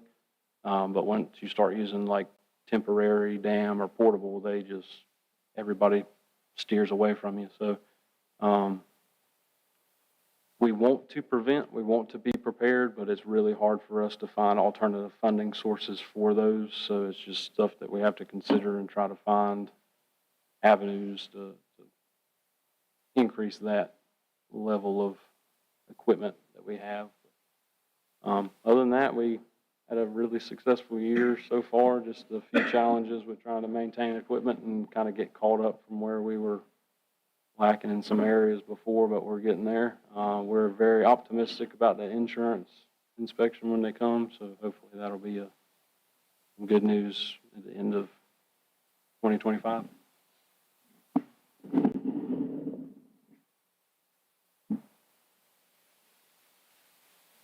All right. Okay. So I'm going to go over Parks and Recreation first, and then I'll go over festivals. So our accomplishments for this year is, so last March, we finally hired a program and event manager, and she has brought a lot to our department. So we've developed several new programs. We brought new instructors on board. We developed 6 new partnerships. We've added some special events. That was the Bark Fest in September. That was a brand new event that we did that Sarah developed. And then all of our annual events, especially like Touch a Truck, Halloweeny Roast, and Santa Fest, she added extra elements to those, and we had record attendance at all those events. In fact, we even ran out of supplies at 2 of the events. Like Halloweeny Roast, we ran out of food. And at Santa Fest, we had a hot cocoa bar and ran out of supplies where we had to go out in the middle of the event and go and get more. That's how many people we underestimated that we were going to have. So all of our events have done very well this year. All right, so just a snapshot of where we are in our year-to-date revenue, and then what we estimate to bring in to the end of the year. So in instructors, we've currently brought in 3,000. Room rentals, approximately 12,000. Programming fees, 11,771. Our memberships, which includes our gym and our dog park, 2,345. And then our park rentals are approximately like 2,500. So what we're estimating to bring in till the end of the year is another 8,200 in instructor fees, 10,000 in room rentals, and 15,000 in summer day camp, and programming fees 8,750, and memberships 1,100, and then park rentals at 4,000.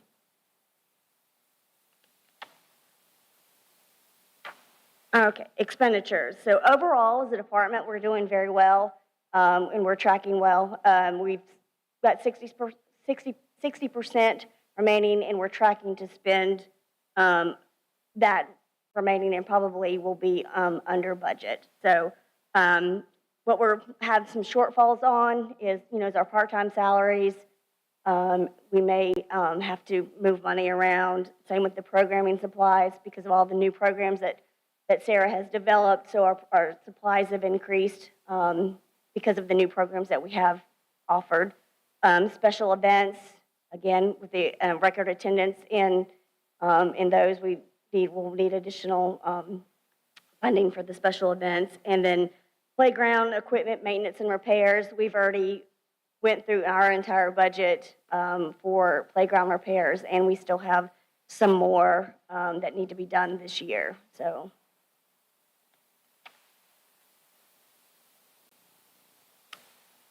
Challenges that we face is our staff, the limited staffing hours, so the increase in demand for programming. Sarah really needs somebody to be able to assist her with all the new programs that she has that she's developed, and with that comes an increase in workload. And then our hourly pay rate is, I feel, is very low in our field. We're paying $12 an hour. And most departments are paying anywhere between $14 and $16 an hour, just depending on what the part-time position is. And so it's really hard to attract qualified people and actually keep them on. We've had a turnover this year of several staff members, and we were able to actually offer someone that had a really good experience, but they turned it down because of the hourly rate. Programming supplies, like I said, it'll be a little bit of a challenge this year, just because of, again, we've increased all of our programs. So, and we've added the new programs, and we're having new monthly programs as well. Special events, all of our events, again, record attendance, and then also their removal from Pirate Fest from the budget. Challenges is with the playground maintenance and repairs. All of our equipment, each year it increases with the maintenance that we have to do. It's just because our equipment is getting older. So as the older it gets, the more that we have to have more repairs that we have to do. The tot lot is over 20 years old, and replacement parts are actually becoming hard to find or obsolete. And about 5 years ago, we put about $6,000 into that tot lot, and we're already seeing some other repairs that are going to need to do that are going to be maybe $7,000 to $10,000, and we don't know the lifespan of that. So we just need to weigh the cost of, do we want to keep putting Band-Aids on it, or do we want to get a new piece of equipment that's going to last for another 20-some years? Non-capital outlay, we didn't have any this year, so I was trying to get all of our fitness equipment on a schedule so that we would replace one piece of equipment each year, because all of the equipment in there is the original equipment when the rec center opened, which is in 2013. And last year we replaced one treadmill. So I was trying to get on a schedule where we just do one a year, so if they break, that we don't have to do it all at once. The park amenities like trash cans, the pet waste containers, I always like to keep a couple on hand just because they get destroyed with vandalism or they just get worn out and so forth. So it's just nice to be able to have one or two. I used to purchase one or two each year. That way when we had to replace one, it was already there and we didn't have to wait 3 months to be able to get it and replace it. Dog park features, that's something I've had in the budget for a couple years. We just get requests to have other features put in the dog park. Game room equipment, our air hockey table, which was actually donated, but it is beyond its last leg. So we need to replace that. And then the banquet chairs in the multipurpose room, those are the original chairs that were in the building in 2013, and the seniors use them every day. So those need to get replaced. Some of them are ripping and have big holes in them. So we need to replace those. A couple years ago, we did the tables and folding chairs. So now it's time to do the banquet chairs. All right. Any questions before I move on to festivals? So festivals, our accomplishments. So we continue to increase our sponsorship each year. Last year, we brought in $26,600. We continue to receive tourism funds from Onslow County. We received $10,000 from Swansboro TDA. We received $6,500, and we continue to have our in-kind sponsorships anywhere from $25,000 to $30,000. Last year, they were $29,000.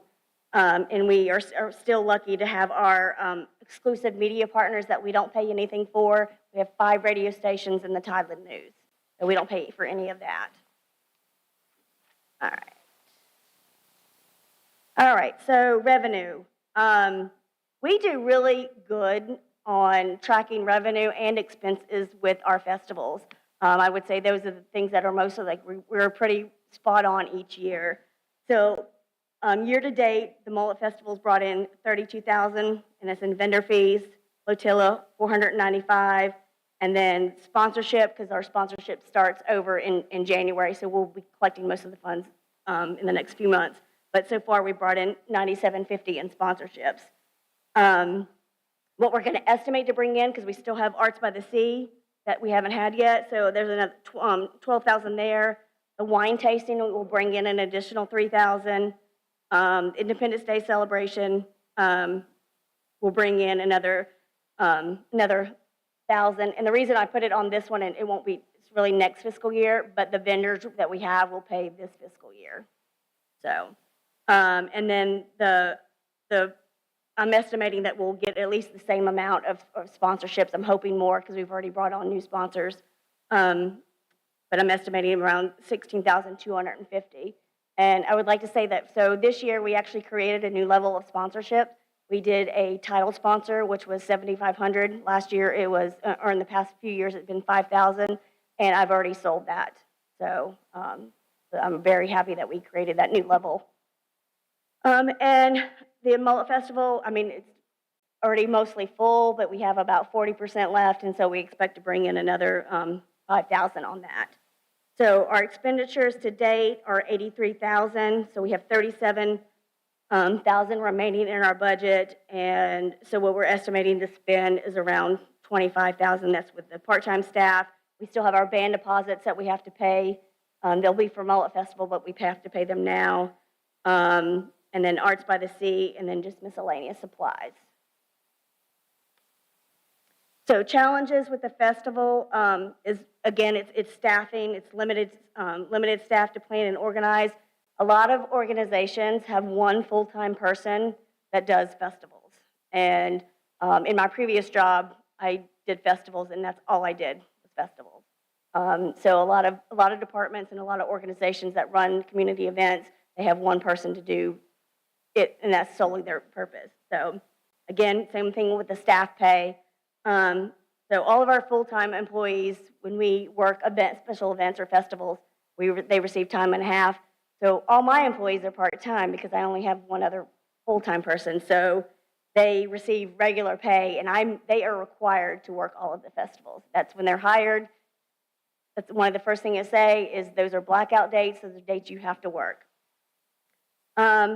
Advertising efforts, I would like to have more funds for advertising efforts. I would like to go after television ads. I've actually secured TV for this year coming up for Mullet Festival and for Arts by the Sea. It's a small amount, but it's a baby step and something I've been working toward. We haven't had television ads. I don't know if they had them before the town took over or not, but it's something I've been working towards since I got back is to bring television ads. And so I have a small amount of money that I'm able to do. So it would be nice to have a little bit more money to spend on TV. And that's it. I just want to make a comment. I think it's the Little Sprouts program y'all do. Is that what it's called? The what? Yeah, so the The two programs that Sarah developed are their two preschool age program. One is age 1 to 2, and the other one is 3 to 5. It's Tiny Trekkers and Sprout Scouts, and I get them mixed up. Oh, yeah. Which age group is I get them mixed up all the time. But y'all do a really good job with that. Yeah, and it'd be nice to be able, and honestly, the parents are asking for more. So she does each of those age groups once a month. So basically, every 2 weeks, she's having that program. And the parents are asking for more. But just with everything that she's got to do, we don't have the staff or the time to be able to plan. But she does a really good job of doing those programs.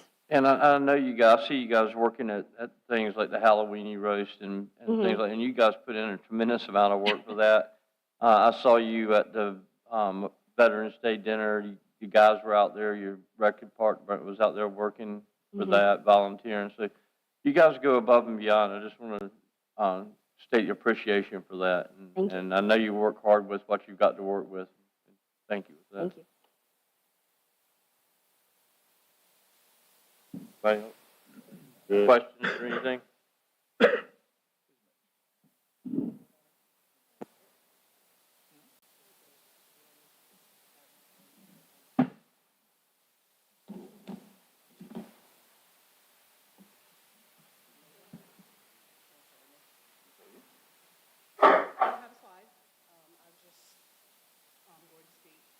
My departments are minimal in cost and stuff like that, because it mostly covers.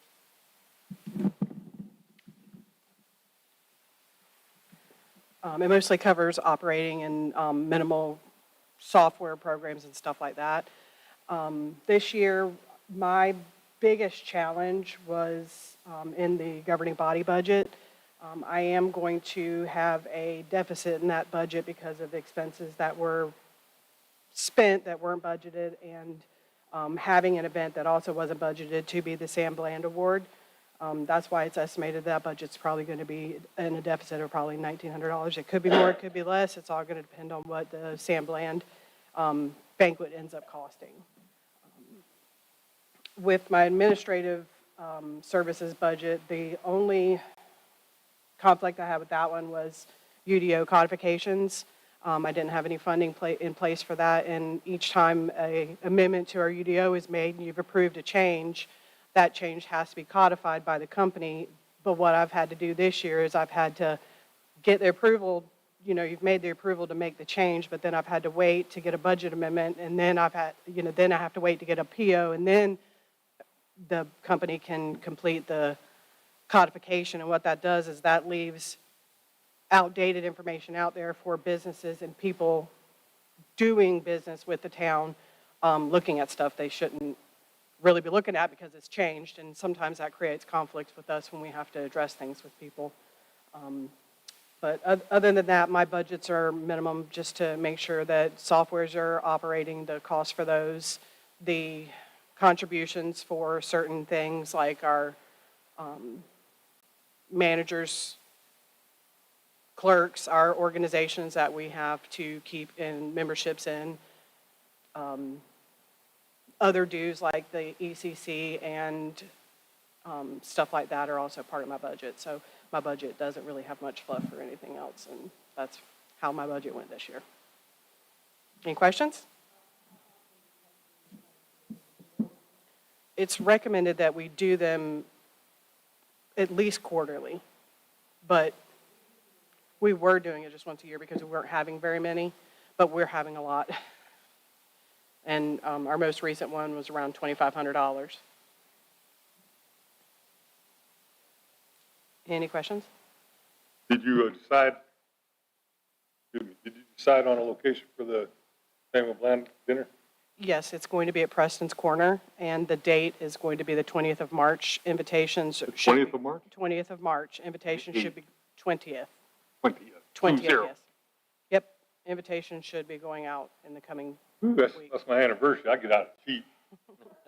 Oh, I'm sorry, another part of my budget that I would really appreciate to receive funding for continuing education for myself for next year's budget.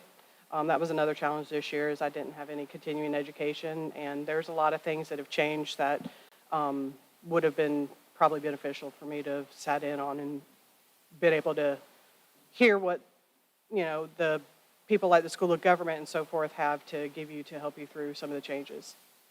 So. Any other questions? No, I just know we put you guys on a really tight budget, and it's been, probably stressful to some degree. So thanks for working with that within those guidelines.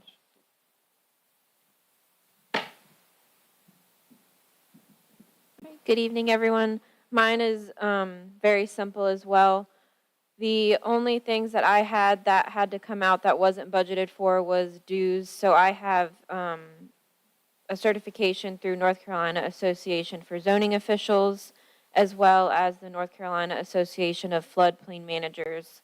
Both of those have dues that are required to keep those certifications, as well as continuing education hours that you have to get yearly in order to keep those as well. So I would say the biggest challenge is trying to be able to get those hours in with the budget that we had or didn't have for training for me. So that's why we will see a deficit within the planning budget is I have to get those to keep the certifications, which is a very crucial and integral part of my job. There's also been a lot of changes, same with building code and clerk stuff.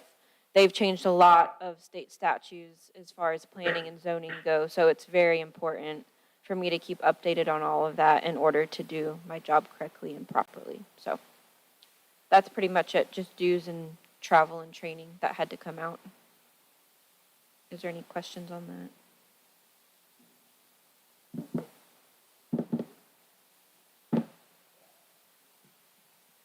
Well, here we go. Okay, good evening, and I'll go down all my departments, but I want to talk about the successes that we've had this year.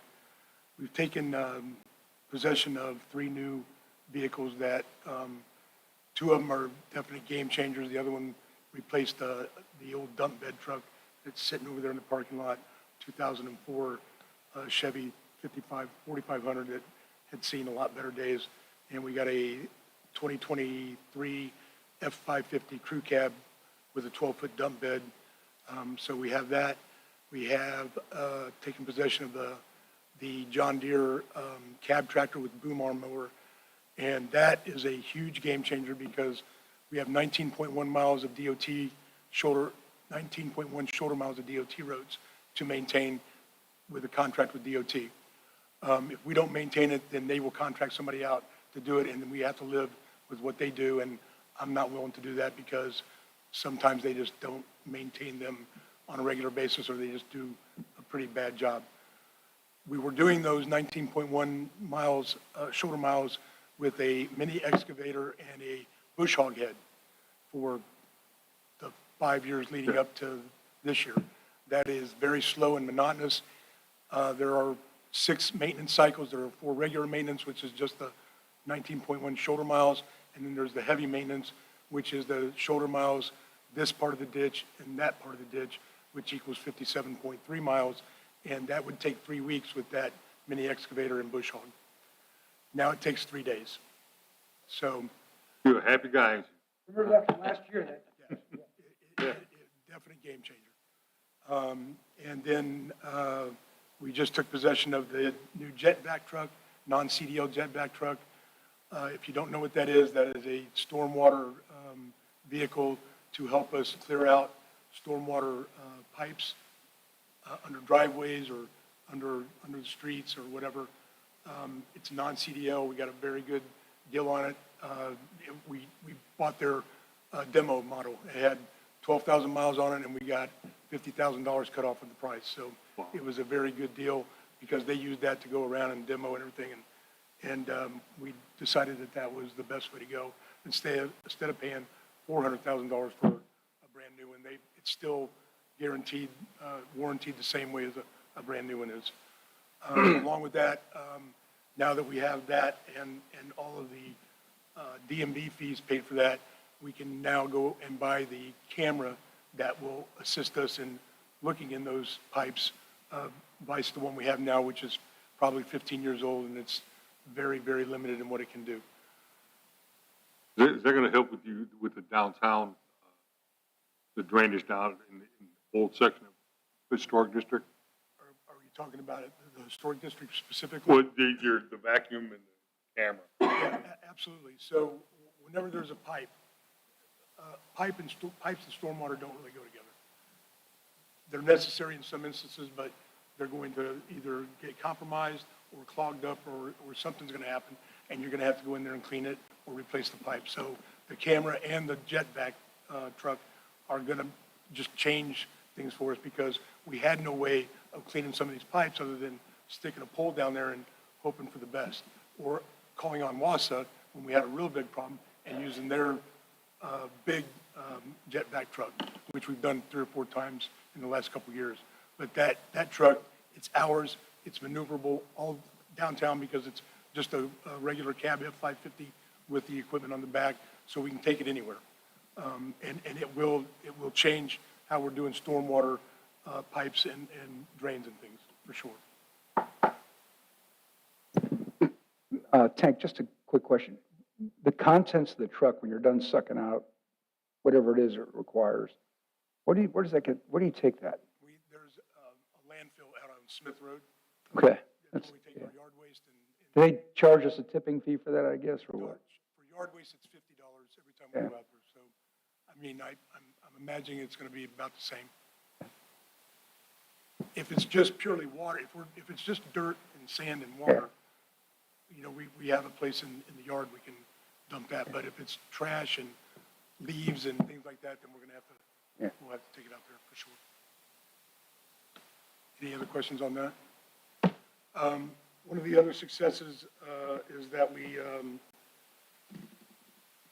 we have new carpeting in here and the new town sign, which was painted in the town colors instead of that nasty red, whatever it was. And also $26,000 worth of new Christmas ornaments, which equaled about 24 new ornaments of various sizes and different types of figurines instead of the standard things that we were used to. So those are the successes that we had. As far as the departments go, I've got 5 departments. I got buildings, streets, PAL bill, stormwater, and solid waste. For buildings, what I'm going to give you is the money that I have direct influence over, that I have left for this year, and then there's also money that I don't have influence over, loan repayments, depreciation costs, and things like that. So for buildings, I've got $5,325 left for this year, and what that includes is repair and maintenance on the various buildings and whatever vehicle or equipment is associated with public buildings. I have $110,000 that I don't have any influence over. That's loan repayment and utilities. Utilities are taken out every month, whether it's Duke or on WASA charge, the propane that costs $1,800 a month right now for the PSV. I know, I'm just teasing. Holy I'm messing with you. But I have no influence over those. Those are just the cost of doing business. In streets, I have $5,509 left, again, for repair and maintenance of vehicles, equipment, and streets. And I have $500,000, which is the sidewalk fund, that I don't have a whole lot of influence over right now until we have the plan and what we're going to do with that. So, PAL bill, $74,182. $68,000 of that is dedicated for resurfacing either 2 short streets or 1 long street, and that's about all we can do every year as far as completely resurfacing.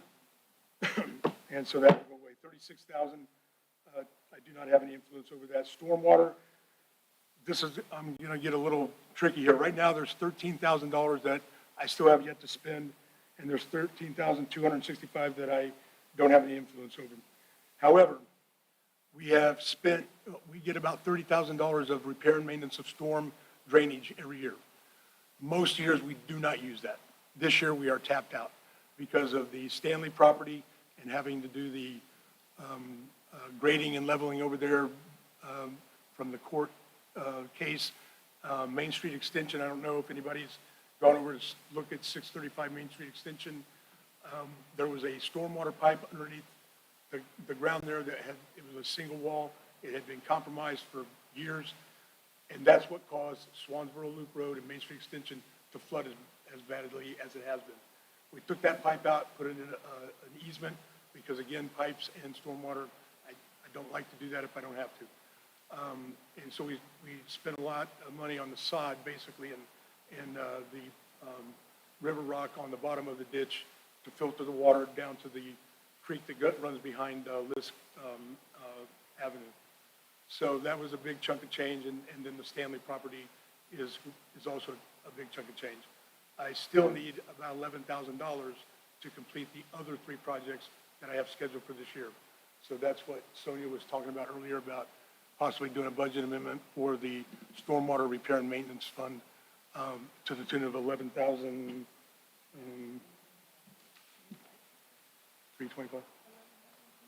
Yeah, that's it. So again, we'll bring that to you the next meeting. And then solid waste, I have $7,954 to spend yet, and $215,000 that I don't have any influence over. Issues, the Stanley property has proven to be a big issue as far as the timeline. We had a timeline that we had to meet that did not get met due to various reasons, and now we are still working on extensions at this point, and the weather has not helped over the past month at all. You can't get in there and move dirt when it's wet and muddy, and we have to grade it properly, and then we have to put the sod down. The adjoining property, Miss Stanley lives at 733. The property to her right, 731, is also affected by this. We have to take a portion of the fence out. We have to raise their shed up, and then grade the property down towards the other drain on the other side of his property. We are pretty much done with the grading of Mrs. Stanley's property, but we still have to get the building raised, which is supposed to take place on Saturday, weather permitting, and then grade that other property and then put the fence back up and then lay the sod down. So probably got another at least 2 to 3 weeks of work to do there, and an additional $4,800 for the fencing, the sod, and to raise the building. So that's why we're going to come back with the budget amendment for the stormwater repair and maintenance. The money that was taken out of the budget this year for repair and maintenance of the various public buildings and equipment and vehicles, it has not become a crisis yet, but I'm at the point where I just don't have a whole lot of wiggle room if anything goes wrong with a piece of equipment or a vehicle or a building from now until July. So I do have some money, but I'm just using it judiciously right now, and just in case something happens and we don't have to do any emergency thing like that. We've already talked about the visitor center in both Main Street and Moore Street dock, so you're already aware of that. And I think that's about it. I just want to mention again that we have 18 subdivisions that we own the stormwater, the streets, sidewalks, curbs, and gutters. We have 5 subdivisions that we only own streets only. That's not a good thing for me. I want to own the stormwater because those neighborhoods flow into our stormwater infrastructure at some point. And if the HOA is not doing their job, or the developer, whoever they hired to do the stormwater, is not doing their job, that's going to impact our stormwater infrastructure. And so hopefully that we can get that. We don't let the developer decide that they're going to keep it or the HOA is going to keep it.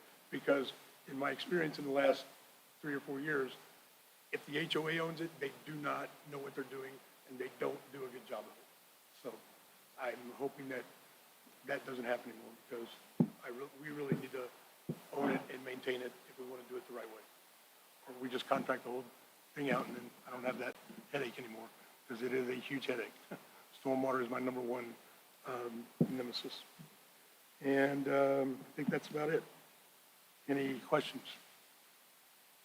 How do we go about getting the stormwater for you to manage? I mean, do we directly contact the HOAs or? Well, for example, we took over streets, sidewalks, curbs and gutters in Charleston Park. We did not discuss stormwater.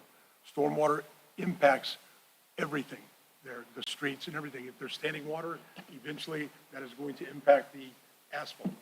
And there's always standing water in Charleston Park. So I'm probably going to get myself in trouble. We did a little bit of grading in the back of the property just to get the water off of two of the streets in the very back, but there's still a lot to do there. There are residents that come and ask, when are we going to do this? I don't own stormwater infrastructure in Charleston Park. So we They have don't have to, an HOA, so we just need to make a decision on that. Swansgate, the developer turned it over to the HOA. So that's not something that I had. so moving forward, if we do something, we definitely need to include stormwater. Shadow Creek, same thing. The HOA owns it. What was the other? Right, I know. I know it's developer's choice. I just wish it wasn't. Shipwright Point, we don't own the stormwater in Shipwright Point, just the streets, sidewalks, curbs. You say you do have the stormwater in Shipwright Point? I do not. Do not. I only have streets, sidewalks, curbs, and gutters. But it was mapped with all the other, we've got the, Everything in the town, whether we own it, or whether it is being mapped and cataloged and all of that with the planning grant that we're doing. you know, you take the stormwater, that does not, you were not talking about the sediment. I'm not talking about the sediment pond. So, I guess, you know, I kind of did, I was misinformed, or I did not understand properly. I thought you had taken over that. Nope. I talked to Justin, and they come over and looked at it, and, They did look at it because they were asked to. right, But they didn't do anything with it. they did not. And I got it, because they're not authorized. I was hoping I didn't screw something up there. But, I don't know where that ends at. To get I guess the HOA has to contract somebody to come in and remove those boxes, reseal the seam. You're talking about the sediment ponds themselves, yeah. Well, no, I'm talking about the drains that go into, we got huge problems of erosion next to the drain boxes, right? Yep. And that water runs into the sediment ponds, it runs out to Queens Creek. Right. I guess it's just the HOA's responsibility to have those drain boxes pulled up, replaced, resealed, or whatever, to keep the washout from going out the side. Because I don't own the stormwater infrastructure, that's exactly right. Now, you know, it's up to the HOA what they want to do. But I don't own that in Shipwright Point, I don't own it in Charleston Park, Swansgate, Bridgeview, and, I'll tell you what, it's harder to be on the HOA than it is to be on this board right here. Them people are nasty. So I'm talking about my neighbors. People are ugly, capital ugly. Have we made an attempt to get in front of the HOAs at their meeting and saying, here's the issues that your stormwater problem is causing our infrastructure problem? And I think that'd be the first step, right? Yeah, to get them in and have a confluence with the Public Works guy. We can explain to the situation to all the HOAs that we're talking about here, how their problems are gonna cost this town more money because they haven't turned the stormwater over for responsibility. Therefore, we're depending on a third party to come in and rectify it, which is not a good plan. And I think if we advocate as a commission, you, Public Works, to them, I think we might make some headway. But we'd have to get them together, either bring them here or attend their meeting there. However you want to do that. Because they don't know about the problem unless we tell them there's a problem. No, like Swansgate definitely knows there's a problem. Swansgate's probably the only one, though. Charleston Park knows there's a problem, but they don't have an HOA. Yeah, but like I said, we just got to get the HOAs in here, talk to them. One other quick question. Chief, how important is it to your group to have road signs up, the street signs up when they're going for. It's important. I got you too. We kind of got to know where we're going. We have technology, but like, if you go down Hammocks Beach Road or Old Hammocks Road, there's like, and we've talked about it before, depending on which intersection you're at, the street sign is incorrect, and there's places that the street. So you don't sign- really need a street sign. So, We have a mapping app that whenever they page us, it shows us that most of the newer drivers go with. I've just been riding tank, Yeah. because somebody stole my street sign. the thing about Hammocks Beach Road or any of the DOT roads is I am responsible for the road, our road that runs into it. So, The Hammocks Beach, Old Hammocks Beach, or whatever they. Yeah, they don't know which, call it. they don't know which one it They is. don't know which one it is. give me if I'm wrong, but like my neighborhood, your neighborhood, Shadow Creek, Charleston Park, they're all taxpayers, right? Somehow they have a stormwater carve out, I guess, where we can't touch that stuff until somebody has made a legal decision that we can go in and touch the stuff. Okay.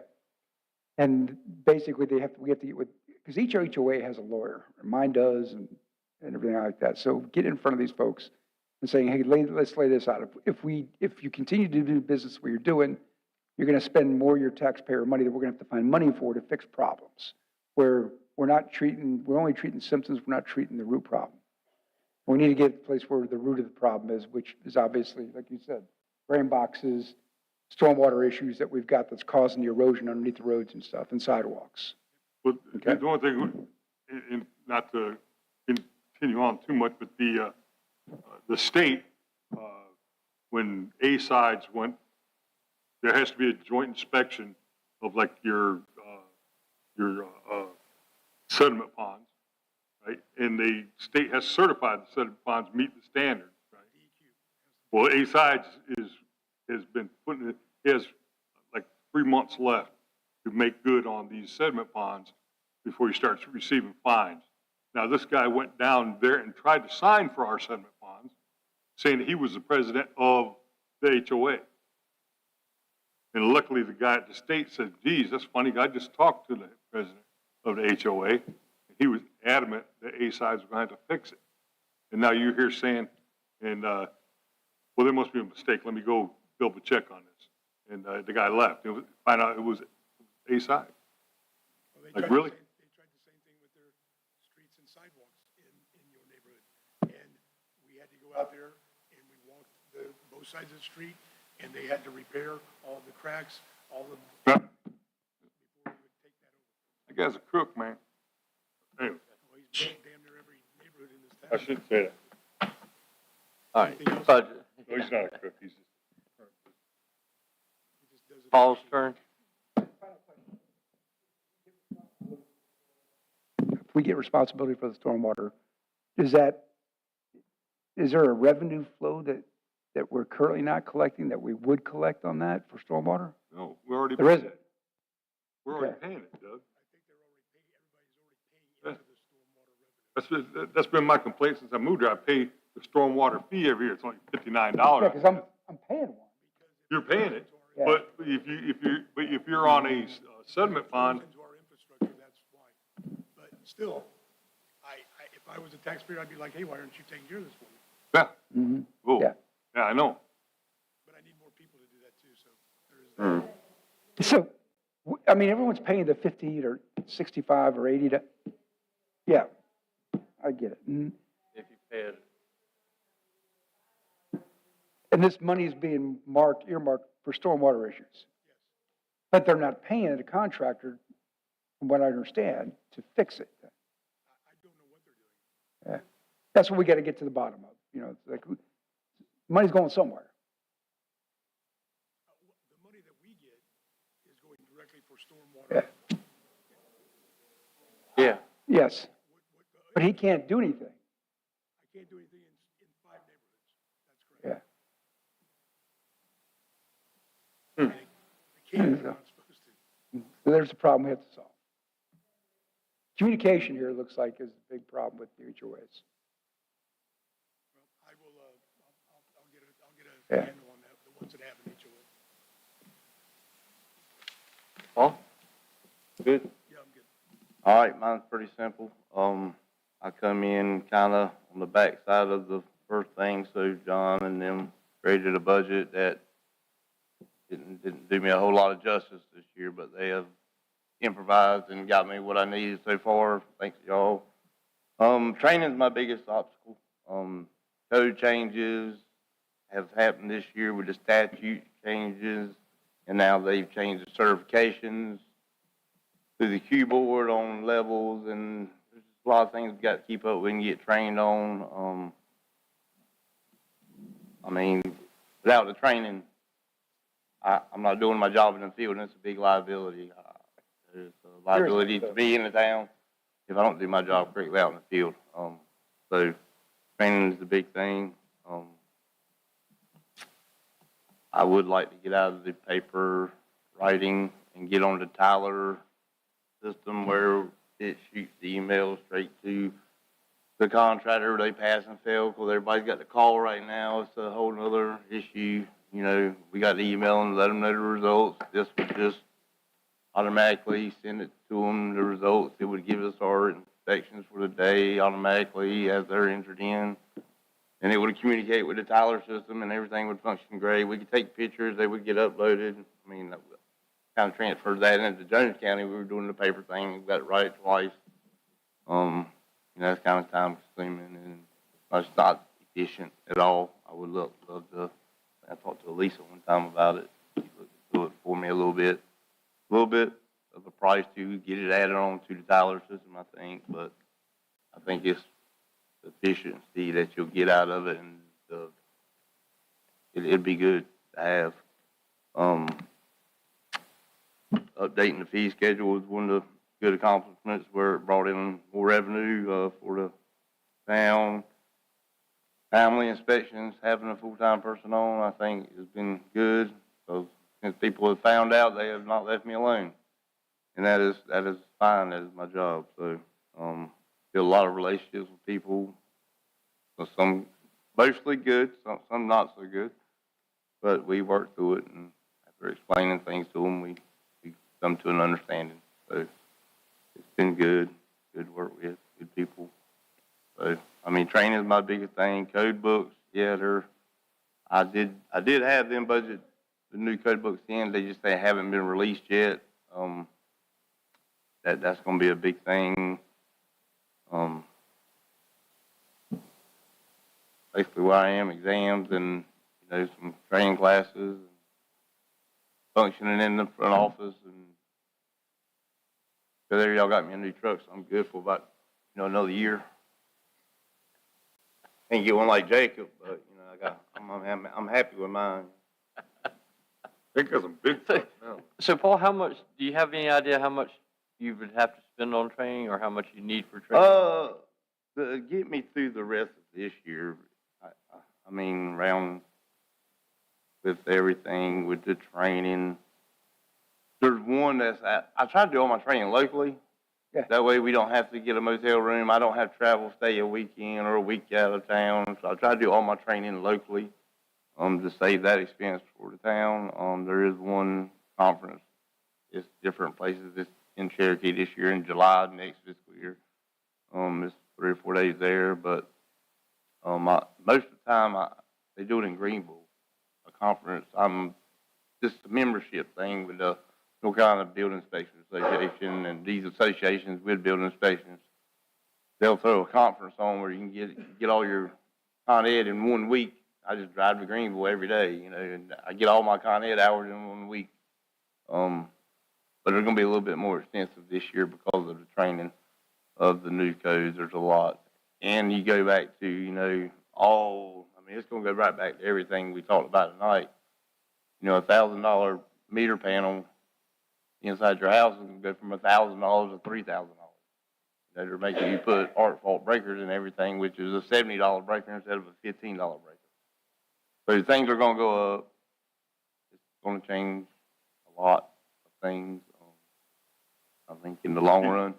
You pay the dues out of your own pocket, or? No, sir. We pay the dues? Yes, sir. Yeah. I mean, there's $20 per trade, which is DOI. Now, the membership dues are like $50 for the building, $75 for plumbing, $50 for it's not a big expense, it's just, but being in that membership will save you $300 in a training where you only have to pay $200 instead of $600 or something like that for the training for the whole week. So So if you're a member, it's cheaper. yes, yes, sir. I make sure I stay, they give you a lot of updates, a lot of resources you can And get from them. it's important that you. Oh, yeah, I mean, if I can spend 50 and save 400, yeah, I think that's good. I think it's good to keep that up and, stay in an association, because you meet a lot of people through there, a lot of people you can interact with, see what their struggles are compared to our struggles. Statewide, you know, just like conferences. Conferences are really important. I'm a big advocate for conferences. I've met a lot of people in conferences that I still talk to a lot. You know, As long as we're not doing it in Vegas, man, we're good. yeah, I'm good, man. I'd rather stay in the state, you know. I'm pretty good on traveling that far unless I'm going deer hunting or something like that. But, but I think, you know, the training's gonna be the biggest thing coming up this year for me. You know, Paul Brown, he has really stepped up and really done a good job since he's been under me and been in the front office. I mean, he's done a totally 360. He has really learned a lot in the field. I don't babysit him. I make sure he does it, and I follow him and make him make the decision. If it's wrong, I let him know it's wrong afterwards. You know, he's learned a lot. He'll tell. I think he's talked to Sonia about it. And he's happy, and I'm proud of him and getting there with him. Very good. Good to go. Anybody have any questions for Paul? No, pretty much it. Are you good? Come on, Sonia. That's everybody. Do you have Yeah. any questions for anybody else? I appreciate you all listening to us and giving us good feedback. This is a good start. I know departments already actually have their budget requests for next year, so this will help them kind of formulate their ideas. And so when you see stuff when we present our first draft to you, a lot of this stuff won't be new. Like, where did that come from, or why did you ask that? That was sort of the reason we did this tonight this way, is to kind of just give you a heads up what's coming, and challenges that we're facing this year and next year. So I hope you found it beneficial. I just want to say, I understand the importance of training, and I certainly don't want to That was a cut common short. theme. I knew that was going to be a very common theme, yeah. Yeah. And we really need to make sure we find a way to do that, as well as equipment and apparatus and whatever y'all need. I mean, I think we probably cut it a little tight this year, didn't you think, John, or? Maybe. Keep us on our toes. You got to remember, when all things considered, the public safety and security is probably our most important job. Oh, yeah. You know, I appreciate Inspector come through. Hopefully the guy that did my house did a good job. You know, I know the foreman that was there did a good job. That's why I know I got a good house.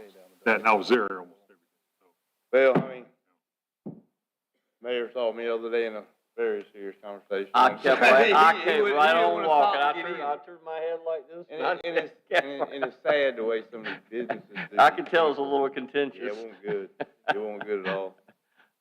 All right, so does anybody else have anything they want to? Okay, Pat? And I liked your presentation, and we talk about safety, and one of the things that we haven't put money into is replacing a lot of the stuff in the playgrounds and things. I do worry about that. I mean, we've already had some problems with skate park and stuff. So I really hope we seriously look at some of the replacement things that you brought up. I think it's important that that is also safe. Thank you. Yep. Yeah. Doug? Time for our comments now, board comments? All right. Overall, I'm impressed with the presentations everyone's got and the answers to the questions that I had. I want to just say this on accomplishments and stuff I think that needs to be mentioned are I like this, I'm glad we've improved, I think, in the past year about how we approach equipment maintenance, and we have more of a strategy for that now. Which brought up a new challenge, I guess, is dock maintenance. So we have to figure out a strategy for this. So we're making great progress, I think, as far as how we spend money and how we plan to spend money. All right? Nothing you can do about legislative changes, and we've got to re-educate our staff. That's going to be a cost of doing business. And I think you can't have a proficient staff unless they're knowledgeable staff. So, yeah, I totally agree with everybody here on the need for education and keep it current with everybody. That's got to be a priority. The other strategy I still have, and I'm still going to ask for your input and feedback on, John, and ultimate, come to Jesus time, is can we afford the strategy of the lower tax that we're asking for, that we've asked for? So obviously we're going to have some back and forth on that, and we'll have to come to consensus there as well. And I think they did get mentioned, and is we did find a way to be charitable with our North Carolina neighbors, the municipalities out west with Hurricane Helene. I'm really proud of this board and the staff for coming together on that, and the hard work that went into getting, even if it was loading a truck over there at the Rotarian, or coming together to work with our charitable organizations here, and you guys were key players in that. I can't thank you enough for that. And I'm sure the folks out west will thank you too. Yeah, we face some challenges, but I didn't hear anything that was earth-shattering or budget-shattering here tonight, which is good. Got a wide berth, I guess, to go into. Kind of like the planes on a long approach runway, and we're going for that soft landing, right? And what's that range again? Plus 100K and then to $1 million deficit, right? And we had a resolution this year that passed, and I thank the board for passing it, 50%. And I gave a little ground on that. I hope we remember this when we need consensus on that as well. My hat's off to you guys. Tough job you have, that's for sure. Resources are resources, whether it's time, it's money. Those are the two most important resources I think we got to manage here. And the other one is obviously personnel. So that's the magic of this thing. Time, money, and personnel, right? Because without the people, without the teamwork, the dream don't work. So it's a good place to be. You guys have put us in a good position. I just need like I said, next couple of weeks, John, need your feedback on this one. Buck stops there when it comes to the budgeting, and give me your honest feedback on this. I'm asking you to try to find that room. That's all I got. Thank you, everybody. Have a great night. That's where they're on? Yeah. Yeah, I just wanted to say too, I'm just proud to be associated with everybody. I know you guys go above and beyond, and we're very fortunate to have a board that cares, and each department head. You guys care so much. I can tell, you guys put a lot into it, more than just your job. You put your heart and your soul and your mind into it, and thank you so much. I appreciate that. And I'm proud to be associated with it, with the town and with you guys. So with that, that was a mic drop there. So with that, could I get a motion to adjourn? Okay, second? All in favor? Aye. Okay, adjourn. Way to go, Jeff. When is it?